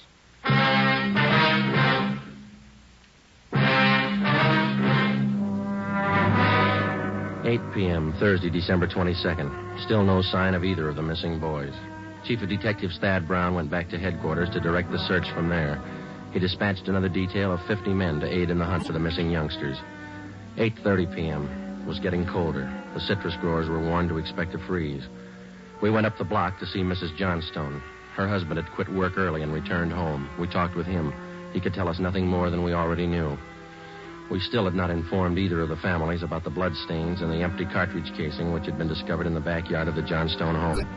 It was more than possible that they had a right to know about our findings, but Ben and I felt that there was no cause to add to the distress of the two families at this time. If the two missing boys were found alive and well, then the bloodstains in the cartridge case would be of no concern to the relieved parents. At 8:40 p.m., Ben and I left the Johnstone house and went to the home of Mr. and Mrs. John Moorheim. Miss Moorheim, you said your husband worked at a market? Yes. He telephoned about 15 minutes ago and said he was closing up right away. He'll be here any minute. I do wish Stevie would call or come home. It's so cold out tonight. All he had on was a thin cotton jacket. Please try not to worry. We're doing everything we can. He's going to be all right. Stevie's father's such a sensitive man. He and the boy are so close. I know he's terribly upset. No, you're sure there's no place you might have forgotten? Someplace where the boy might be? No place. No. If anything happened to the boy, it'll just kill Joe. No. You sit still. I'll get it, Miss Moorheim. Joe? Hi, Harry. The Johnstone kid. He's been found.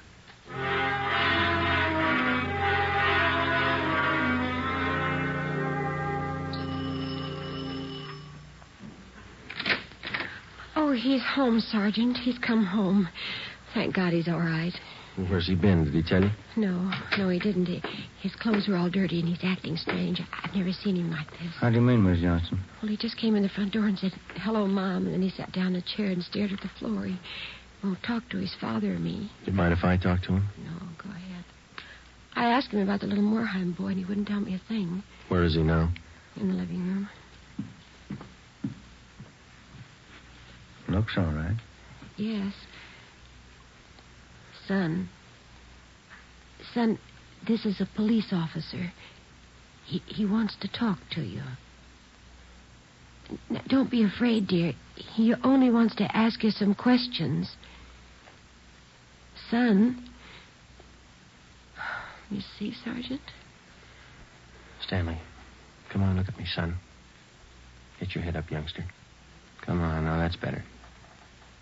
Had your mother pretty worried, you know that? You want to tell us where you've been? I wish you'd try to get him to eat a little something. Do you hear that, son? Want something to eat? Stanley, there's another little boy up the street who hasn't come home. Do you know where he is? His father and mother are worried about him, too, just like your folks were. You've got to help us find him, son. I killed him. I killed Steve with the .22. We were only playing. But I killed him. How do you know you killed him? Maybe he's only hurt. Now, isn't that it? No, he's dead. I know he's dead. The gun went off. We forgot we put bullets in there. Where is he, Stanley? I hid him. I was scared. I didn't want anybody to find him. Where did you hide him, son? In a cave up on the hill. I didn't mean it. It was my pal. You want to show us where, son? Yes, I'll show you. Please don't send me to jail. 9:15 p.m., Thursday, December 22nd. 9-year-old Stanley Johnstone led the way up the hill behind the backyard of his home. He showed us the wagon he moved the body in. His father came along with us. About 50 feet from the crest of the hill, the boy pointed to a thicket of scrub oak. There we found a small cave holding the body of Stephen Moorheim. There was a single bullet wound in his chest just below his heart. He was dead. We covered the body. Stanley, how did it happen? I knew my folks were going to give me the gun for Christmas. I knew where it was, and I got it. There was a box of bullets with it. Were you pointing the gun at Stephen? No, sir. No, sir, I wasn't. It was Steve's turn to play with it. I was chasing him. He tripped over the stump there in our backyard and fell. The gun hit him in the stomach, and it went off. Why do you think you killed him if you're telling us the truth? I'm telling the truth, honest. That's the truth. All right, I believe you, son, but why do you think you killed him? It was my gun. Steve would still be alive if I didn't go and get it. I should have waited till Christmas. It's all my fault. Where have you been all this time? In the cave with Steve. What were you doing in there, son? I was praying. I was praying for God to make him alive again. After a thorough investigation, Ben and I were convinced that the shooting of Stephen Morheim was accidental. Lieutenant Lee Jones' findings substantiated the Johnstone boy's story even to the smallest detail. We put in a call to the coroner's office and acquainted him with the facts. He designated a local mortuary to handle the body pending autopsy and granted us permission to remove the body to the Morheim home. Mrs. Morheim collapsed. The family doctor was called. Ben and I sat in the living room to wait for John Morheim, the dead boy's father.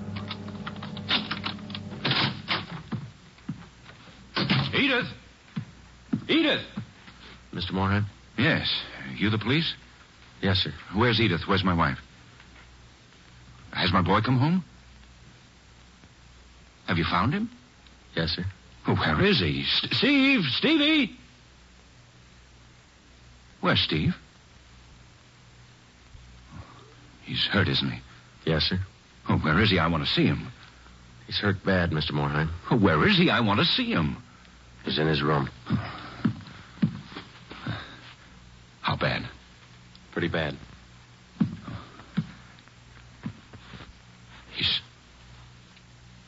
He's dead. All right if I go in? If you want to. Will you go with me? Sure. Don't make it any harder on yourself, Mr. Morheim. I want to see my boy. Stevie. Mr. Morheim. Stevie.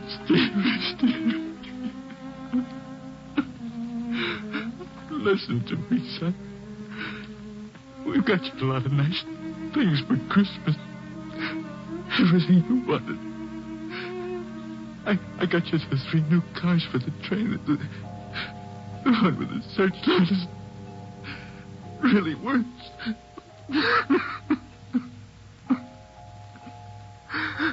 Son, you got that new switch you wanted to, and a lot more tried.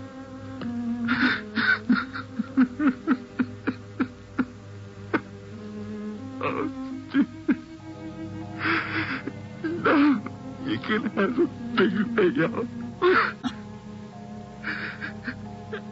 You know that new baseball mitt you saw?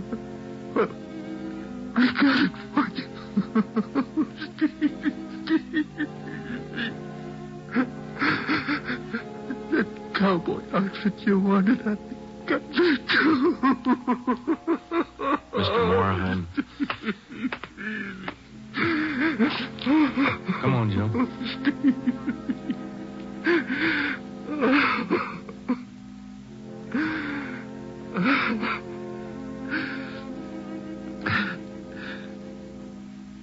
What happened?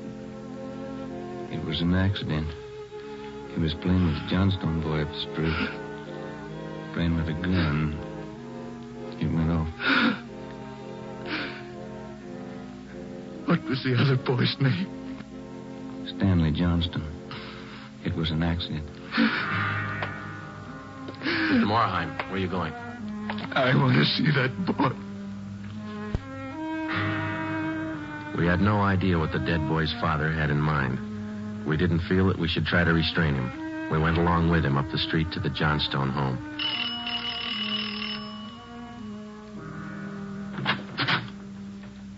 I'm Stevie's father. Where's your boy? I'm sorry. Where's your boy? He's right here. Won't you come in? It's all right, Mrs. Johnstone. You the boy that was with Stevie? Yes, sir. What's your name? Stanley. Stanley. I know it wasn't your fault, Stanley.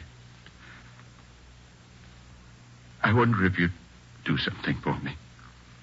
Yes, sir. I've got a lot of nice presents for Stevie. I know he'd want you to have them. I want to give them to you. Christmas Eve. Mom? I think that would be a fine idea, son. Come on, Ben.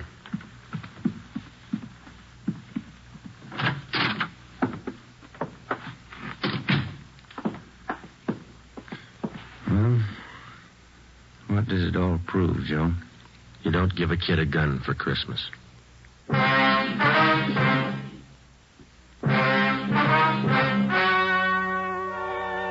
The story you have just heard was true.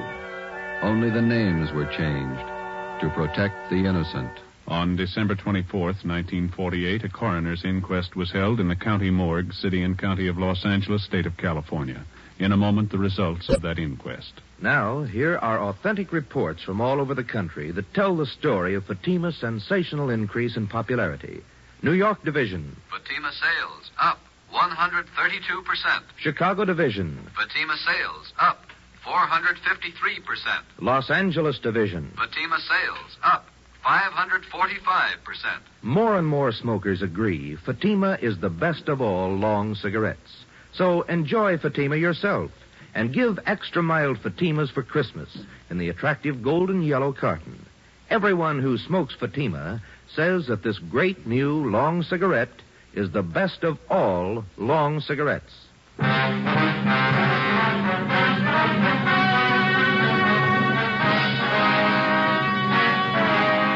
At the coroner's inquest, it was officially recorded that Stephen Morheim's death was the result of an accident. Stanley Johnstone, age 9, was absolved of any legal responsibility for his friend's death. You have just heard Dragnet, a new series of authentic cases from official files. Technical advice for Dragnet comes from the Office of Acting Chief of Police W.A. Wharton, Los Angeles Police Department. Dragnet honors Hennepin County, Minneapolis, state of Minnesota, and the men of the Hennepin County Sheriff's Office, another of America's great law enforcement agencies. One of these men, Sheriff Ed Ryan, veteran police officer and department administrator, who dedicates his life to making yours more secure. Fatima Cigarettes, the best of all long cigarettes, has brought you Dragnet, portion transcribed from Los Angeles. Be sure to hear songs by Morton Downey tonight on NBC.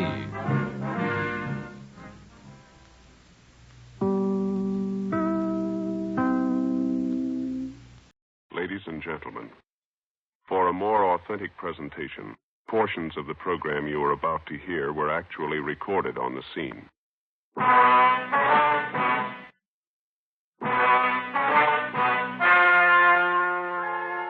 The story you are about to hear is true.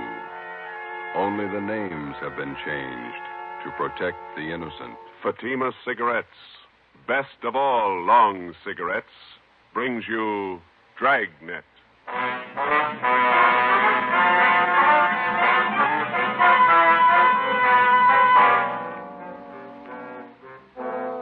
You're a detective sergeant. You're assigned to robbery detail. A gang of hold-up men have been running loose in your city. They've committed more than a dozen robberies. They're heavily armed, quick to shoot. Your job, stop them. If you want a long cigarette, smoke the best of all long cigarettes. Smoke Fatima. Fatima is the long cigarette which contains the finest Turkish and domestic tobaccos superbly blended to make Fatima extra mild. And that's why Fatima has a much different, much better flavor and aroma than any other long cigarette. That's why Fatima is doubling and redoubling its smokers. So, if you want a long cigarette, smoke the best of all long cigarettes. Smoke Fatima. Dragnet, the documented drama of an actual crime. For the next 30 minutes, in cooperation with the Los Angeles Police Department, you will travel step by step on the side of the law through an actual case from official police files. From beginning to end, from crime to punishment, Dragnet is the story of your police force in action. It was Saturday, July 21st. It was hot in Los Angeles. We were working the night watch out of robbery detail. My partner's Ben Romero. The boss is Thad Brown, chief of detectives. My name's Friday. I was on the way back from the record bureau, and it was 6:55 p.m. when I got to room 27A. Robbery detail. Hi, Joe. You ready? Let's go. Where'll I dump this top coat? There. It's too hot out tonight for that. Yeah. The rest of the guys take off already? Yeah, we better hustle. How many men are working this thing tonight? Must be at least 50, covering every drugstore in the South Central area. Which one did we draw? Naomi in South Alameda, Rex Pharmacy. Yeah. Parking lot across the street. We can cover the pharmacy from there. We better check out a Thompson from the business office first, huh? That's a good idea. We might as well be ready. They are. Who got the tip the gang was moving into the south end of town? Johnny Powers, one of his informants. Okay, here we are. Business office, Blair. Yeah, I'll take care of it. Thanks. Hey, Blair, do you want to check out a Thompson for us? Okay, Friday. Heavy duty? Yeah, kind of. There's a sign-out book. Thank you. Here, you might as well give us a shotgun while you're at it, Blair. Okay. Checking these out for an hour. Sounds like a busy night for you fellas. Maybe. Thompson's okay. So's the shotgun. Want to sign up for the shotgun, too, Joe? Yeah, okay. One Thompson submachine gun, one shotgun. You got those serial numbers there, Blair? Yeah. Thompson's 67811. 67811. Yeah. Shotgun 655228. 5228. Okay. Signed, Joe Friday. Serial number 2288. Ben Romero. What's your serial number, Ben? 2633. Oh, yeah. 33. 6 shells for the shotgun, 50 shells for the Thompson, okay? All right, I'll sign for him. Okay. Gang's pretty rough, I understand. Gun heavy. Yeah, that's what they tell us. Okay. Here's the book, all signed. Okay. Here you go. A lot of firepower there. Yeah. Hope you don't have to clean them when we bring them back. We went down to the basement of the city hall, picked up our car, 80K, and drove out to Naomi and South Alameda streets. We located the parking lot and pulled in. There were 4 other cars parked in the lot, so we wouldn't be conspicuous. Ben and I got in the back seat out of the light. From our vantage point, we had a clear view of the entrance to the Rex Pharmacy across the street. We had the shotgun and the submachine gun on the seat beside us. We listened to the calls coming on the radio, and we waited. 14, Joe, stand by. There's no cooler here than it is in the office. Yeah. Hot and sticky, huh? Yeah. Paper says it's going to be worse tomorrow. Roll down your window, will you, and get some air in here? Yeah, The pharmacy isn't doing much business. Not more than a dozen people in there in the last hour. No soda fountain again. Sure is hot. You have to talk about it, huh? It helps. What time you got? 10 minutes to 10. No smoke? No, thanks. Yeah, I'll get it. That gang's gonna show up here. Wish they'd get it over with. Powers might have got a bum tip. Well, the gang hasn't missed a weekend for 2 months. I wonder how much time the average cop spends waiting. I don't know. Put it all together, it'd make a fine vacation. What do we do, sit this out till the pharmacy closes? Yeah, 2 a.m. Sure is hard. Yeah. Midnight came and passed. The traffic on South Alameda thinned out. Only an occasional customer entered the pharmacy across the street. Ben kept complaining about the heat. We waited. Well, that's it, Joe. There go the lights. Drugstore's closing. Yeah, guy's locking the doors. There he goes. We might as well shove off, too. Yeah, let's get in the front seat. There's not much call for this shotgun tonight. There's no use checking it in. Same duty to mine, eh? Mm-hmm. Attention all units. All units in the vicinity of 8th and Hill, on the corner of Hill and Geneva Alley, 211 and shooting. Code 3. Hit the light. Yeah, come on, let's roll.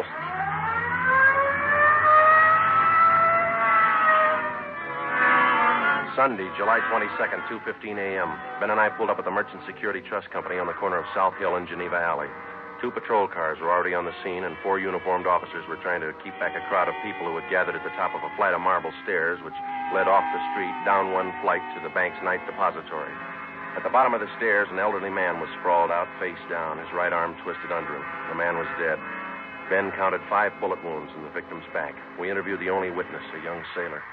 My name's Basie, Sergeant. Don Basie, quartermaster, 2nd class. Here's my ID card. You saw the shooting, Basie? I was about a half a block away. I just came out of the bar down the street there, the Top Hat. Yeah? Had a couple of beers, then I left and I started walking back to the hotel. When was that? About 5 after 2. Mm-hmm. Go on. Well, before I got to the corner, I saw this man ahead of me. He crossed the street and headed over for the bank. Then this car pulled up and some guys got out. They ran over to the man and it looked like they were frisking him. Yeah? All of a sudden, I heard shots. The man ran for the stairs here, and then it looked like he stumbled and fell. A bunch of guys jumped back in the car and drove away. What'd you do then? Oh, I ran up to see what I could do for the old man. He was lying down there where he is now. Nothing I could do for him. I yelled for a cop. Did you get a look at the men in that car? No, I just saw him from a distance. 4 of them, maybe 5. What about the car? Did you see the license number? The last couple of numbers, that's all. 699. Couldn't see the rest. Mm-hmm. What was it, a coupe or sedan? A sedan, maroon color. It was a Pontiac, either a 1940 or 41. You sure about that? I used to own one back in Delaware, 1940 model. I sold it to my brother when I went in the Navy. I'm sure all right. And you're sure about the number of men in the car? Oh, yes, sir. 4 or 5, no more. I see, thanks. Well, will you drive back to the office with us and give us a full statement? Sure, Sergeant. Anything you say. You can wait in the car, Basie. We won't be long. Sure. Well, what do you think? I don't know. Drugstore gang? Said there were 4 guys. Could be. No description. Maroon car. 3 numbers off the license plate. Pretty thin. Yeah. Looks like a hard summer.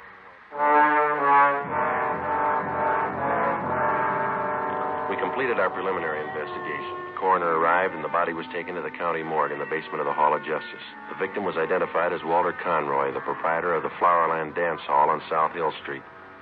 Together with officers Fremont and Hurst from homicide, Ben and I spent most of Sunday tracking down employees of the dance hall and interviewing them. We sent a rush teletype to the Department of Motor Vehicles in Sacramento containing the partial license number, plus our scanned information on the car, which the suspects drove. Early Monday afternoon, Ben and I, along with Captain Ed Walker of Robbery Detail, met with Chief of Detectives Thad Brown. What kind of a motive are you working on? Robbery. The dance hall manager, Conroy, was on his way to the bank's night depository when this bunch caught up with him. He had the night's receipts with him from the dance hall. How much they got, Walter? $350. They missed over 1,000 Conroy had in an inside pocket. No idea who pulled the stick up? Could have been that drugstore gang. Why them? Well, they haven't missed working a weekend night for 2 months. There's no sign of any other job that they might have pulled Saturday. Just a hunch, Chief. Nothing to go on. We'll have to guess our way for a while. Sacramento checking the description of the car, the numbers off the license plate? Yeah, ought to have an answer this afternoon. Any leads on the drugstore gang at all? Plenty. None of them good. Suspects are loaded down with guns. That's all we know. Excuse me. Brown speaking. Just a minute. Friday's for you. Okay, thanks. Reach it over here. Friday. Yeah, Ralph. How many? Yeah. Okay, thank you. Oh, I got an answer from DMV Sacramento about the holdup car. What'd they say, Joe? Well, they looked up the possible combinations of 1940 or 41 Pontiac sedans with the numbers 699 in the license plate. Yeah? 123 possibles to check. Not much choice. No car of that description on the hot list. killer might be the legal owners. 123. Well, even after we check them, we still might not have the right party. That's right. If we got a better lead, we'll work on it. Nope. Well, then ride this till it falls apart. For the next 13 days, Ben and I, Fremont and Hurst from homicide, plus a half a dozen other men, hacked away at the list of 123 car registrations, any one of which could have been issued to the holdup car. The color of the sedan didn't help us much to start with, since California vehicle registrations do not include the colors of the cars. After 14 days of gradual elimination of possibles, the field was narrowed to 6, then 4, and then 2. August 6th, Monday, 5:30 p.m. Ben and I were called to Thad Brown's office. Gentlemen, you check out that last possible yet? About 20 minutes ago. It didn't pan out. What about Hurst and Fremont? They had one left. Right here. Could be the answer. Yeah. 1940 Pontiac sedan, license number 4X-ray 699. Last registration, San Diego. Sounds good. We teletyped to San Diego police. They say the car's been sold to a woman out in Santa Monica.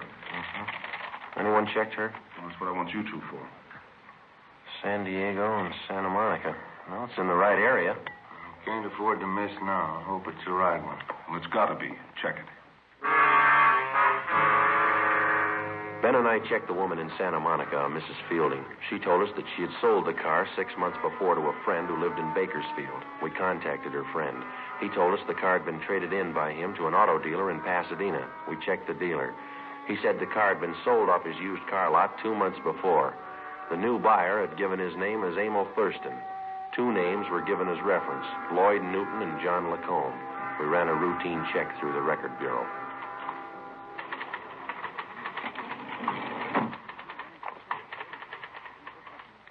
Ran them through, fellas. Here's the packages. Get a make for him? On all 3. What'd you find on Thurston?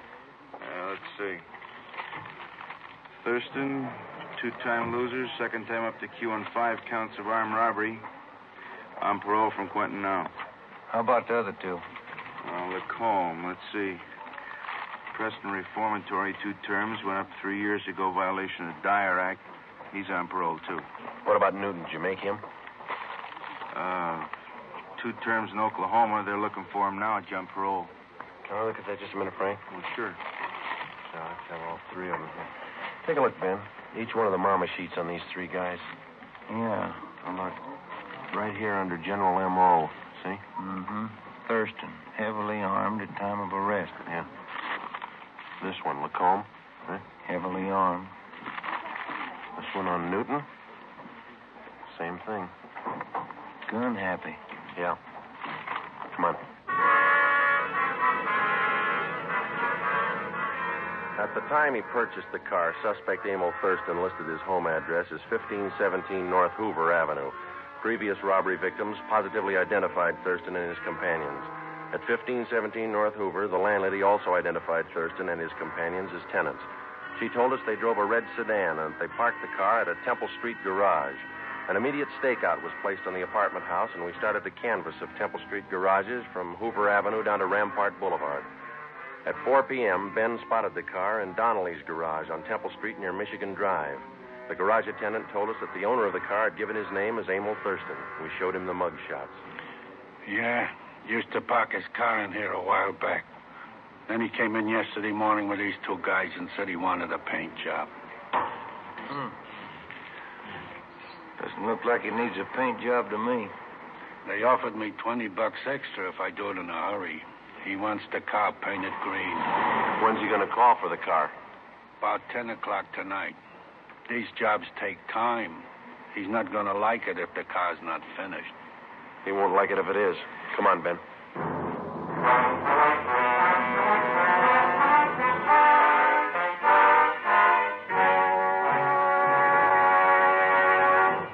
You are listening to Dragnet, authentic stories of your police force in action. Now, here is an authentic report from Fatima Cigarettes. In 1949, Fatima doubled, tripled, and quadrupled its smokers. In 1950, enjoy Fatima yourself. You'll find Fatima extra mild, Because Fatima is the long cigarette which contains the finest Turkish and domestic tobacco superbly blended to make Fatima extra mild. You'll find Fatima tastes much better.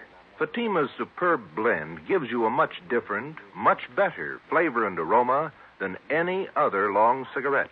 You'll find Fatima tops in cigarette quality.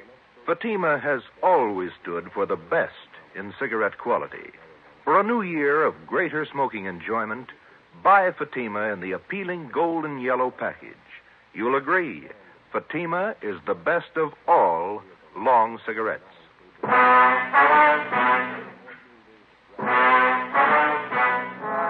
7 p.m. Tuesday, August 7th.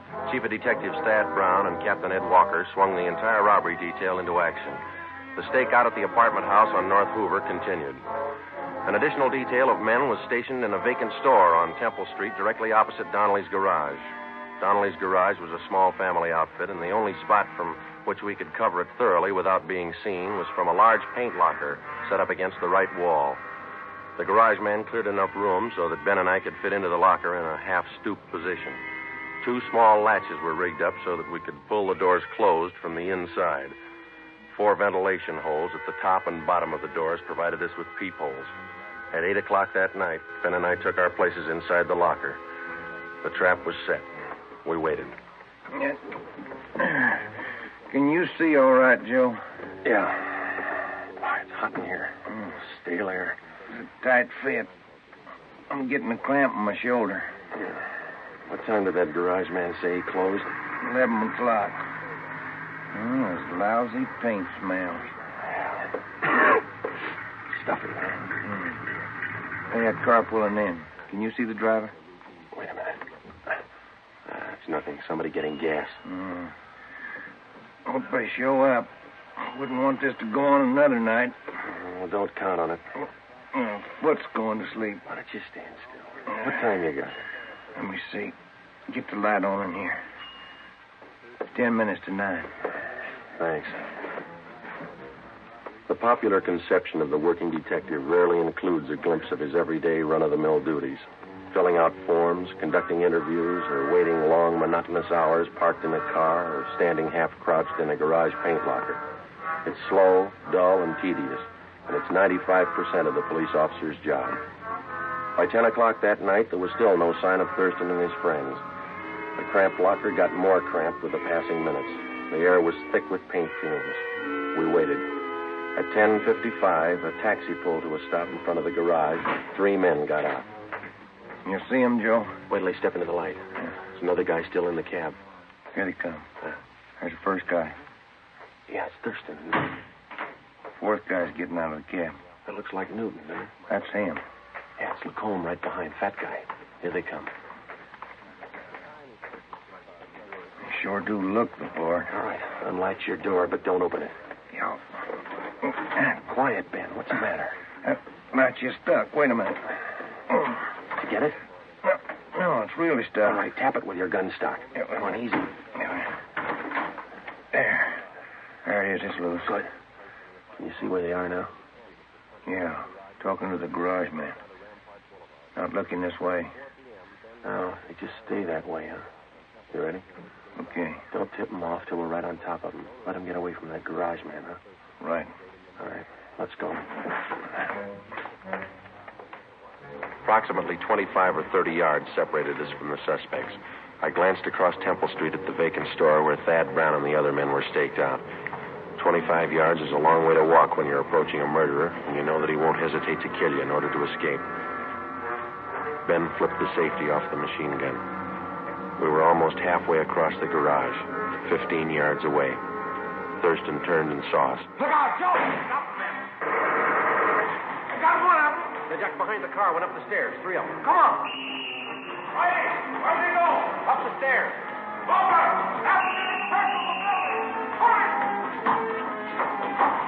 Up this way, Joe. Yeah, watch it, Ben. Get on. They're somewhere back in that corner up there. You're trapped. Throw down your guns. All right, Ben, give it over.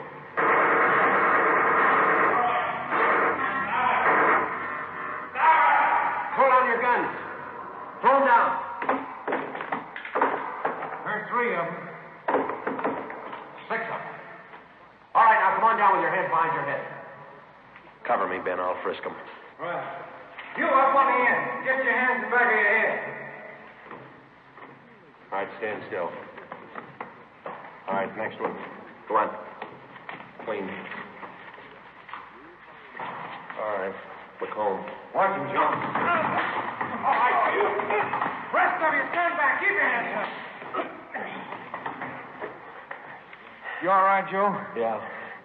2 more guns on him. All right, you 2. Hold it. Here comes the chief. Yeah. I'll get these guns together here. Lacombe. He's not much of a fighter. Not without a gun. The suspects were booked at different divisions to keep them separated. Emil Thurston and Lloyd Newton were taken to Hollenbeck Park and booked on suspicion of armed robbery and murder. John Lacombe was booked at Highland Park Jail on the same charges. The other suspect, who had been wounded in the escape attempt, was identified as Harold Steves, 19 years old. He was treated for a leg wound at Georgia Street Receiving Hospital and then transferred to the prison ward at the county hospital. During the next 2 days, each of the suspects was questioned individually. Thurston, Lacombe, and Newton would admit nothing. The 19-year-old Steves broke down and agreed to turn state's evidence. We took his statement to Chief of Detectives Thad Brown. Gentlemen, what did the boy tell you? Just about everything, boss. They pulled the drugstore holdups and they killed that dance hall owner, Walter Conroy. Which one of them? Well, the kid says Thurston shot him. He says Thurston's the gang leader. Good. You finally got a count on those guns you took off them? Yeah, 12 of them. Each one of them was ready to go, bullet in every chamber. Did you get a complaint from the DA's office yet? They were arraigned. Preliminary hearing set for Monday. Fine. You got them in jail. I'll put them in prison. The apprehension of the criminal doesn't mean the end of a case for a police officer. He spends just as much time helping to convict the criminal after he's caught. Evidence must be gathered and authenticated and presented to the district attorney's office. If confessions are possible, they must be obtained and put in order. The officer must also help out in formulating the case and in testifying at the trial of the suspect. On October 30th, almost 3 months after the Thurston gang was apprehended, they were brought to trial in Superior Court. It was a routine affair. Harold Steves took the stand and told the story of the gang's activities. The victims identified the suspects and testified to the robberies. Both Ben and I took the stand and testified to the arrest and possession of guns by the defendants. We received no cross-examination. On the morning of March 2nd, the case went to the jury. Ben and I had lunch with Lieutenant Rombo from robbery in the City Hall cafeteria, and it was 5 minutes past 1 when we got back to the office. Oh, it sure was good soup today. Yeah, it was a nice lunch. You want to check the mail? I didn't yet. Oh, I'll get it. Robbery Friday. Yeah? When? Right. Lacombe and Thurston. They just broke jail. Within 7 minutes, a dragnet for the escaped criminals had been thrown around the entire city. Chief of Detectives Thad Brown directed the operation. At 14 minutes past 1, he called us to the photocopy room. The machines were turning out duplicate mug shots of Thurston and Lacombe for distribution at the rate of 1 every 4 seconds. You want us to stand by, Chief? For the moment, yeah. We got all the help we need on the street. How'd they pull the break, anyway? Slugged the deputy when he brought in their lunch. Used a steel leg from one of the benches in the prisoner's tank. Yeah? And they beat the deputy right into the ground, but he held on to Newton. He didn't get away. Well, how'd Thurston and Lacombe ever get out of the building? He's a real freak. They slugged the elevator man and got down to the basement. Right then, an ambulance crew was wheeling a body in the morgue. The attendant left the ignition keys in the ambulance. Shouldn't be too rough to track them if they're in an ambulance. Tougher than you think. How those copies coming, Frank? Fast as we can make them, Chief. Have another batch for you in a minute. You had any reports at all yet, boss? Couple. They're moving fast. Frank, you want to get that? I can't see in this dark room. Yeah, I'll get it. Yeah? Chief Brown in there? Yeah, come on in. Now, Walker, what do you got? Kill that dryer, will you? Oh, yeah. Now, what do you got? Gas station out on Sunset. Lacombe and Thurston just held it up. We picked up our car in the City Hall garage and drove out to the service station on the corner of Sunset Boulevard and Lorraine Drive. Detectives Ruiz and Stromwall from robbery were already on the scene. The 2 escapees had abandoned the ambulance there, robbed the station of $56 in currency, and stolen a 1938 gray Packard coupe. License number 7 Robert 6336. We left the station and started to cruise the area. It was 1:55 p.m. Attention all units. Attention all units. Get it up, Joe. 6380 North Sunset at 211 in progress. 6380 North Sunset at 211 in progress. Code 3. This is the 6100 block. Yeah, come on. 6380 North Sunset. Yes, look. Maybe. Push it. Hey, that car pulling out up ahead there. The gray coupe. Wait a minute. 7 Robert, that's them. Lights changing. They can't make it. They're going through. They're skidding. They hit the lamppost. Broke it off. All right, pull up. Come on. Right. All right, let's go. Lucky if they live through this one. Yeah. All right, come on. Help me with this door. Yeah, Come on, pull. All right, can you take him? Yeah. I'll get Lacombe. You look okay? Yeah. Get Thurston out of here. Right. Come on, you. Come on. Yeah. All right, Lacombe, come on. Then come to your gun, I'll kill you. Oh, sure you will. Come on. I'll kill you. All right, don't try to walk. How's Thurston, Ben? Seems okay. Couple of scratches. All right, sit down over there. Cold, slug the guard. It's funny. They don't look very tough. They can't play their part. They haven't got their guns.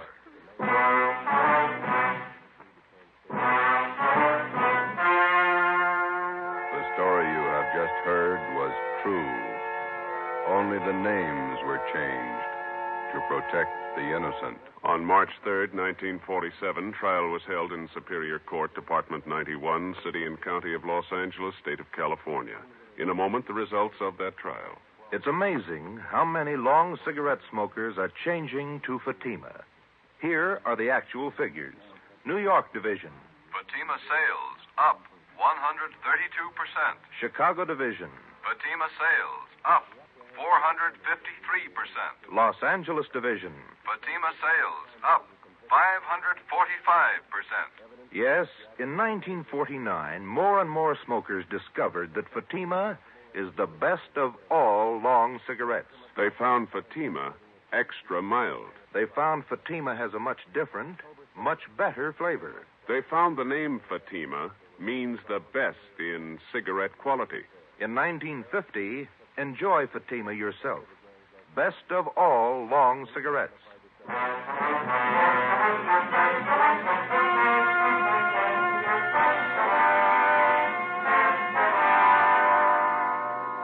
Emil Thurston, John Lacombe, and Lloyd Newton were convicted of first-degree murder and robbery and sentenced to life terms. For turning state's evidence, 19-year-old Harold Steves received special consideration. As a result of the jailbreak, Thurston and Lacombe were convicted of assault and escape. They are now serving life terms in the state penitentiary. You have just heard Dragnet, a new series of authentic cases from official files. Technical advice for Dragnet comes from the Office of Acting Chief of Police W.A. Wharton, Los Angeles Police Department. Dragnet honors the city of Pasadena, state of California, and the men who make up the Pasadena Police Force, another of America's great law enforcement agencies.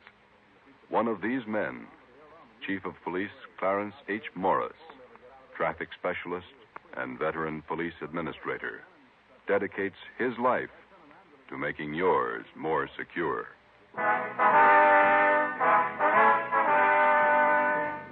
Fatima Cigarettes, the best of all long cigarettes, has brought you Dragnet, portion transcribed from Los Angeles.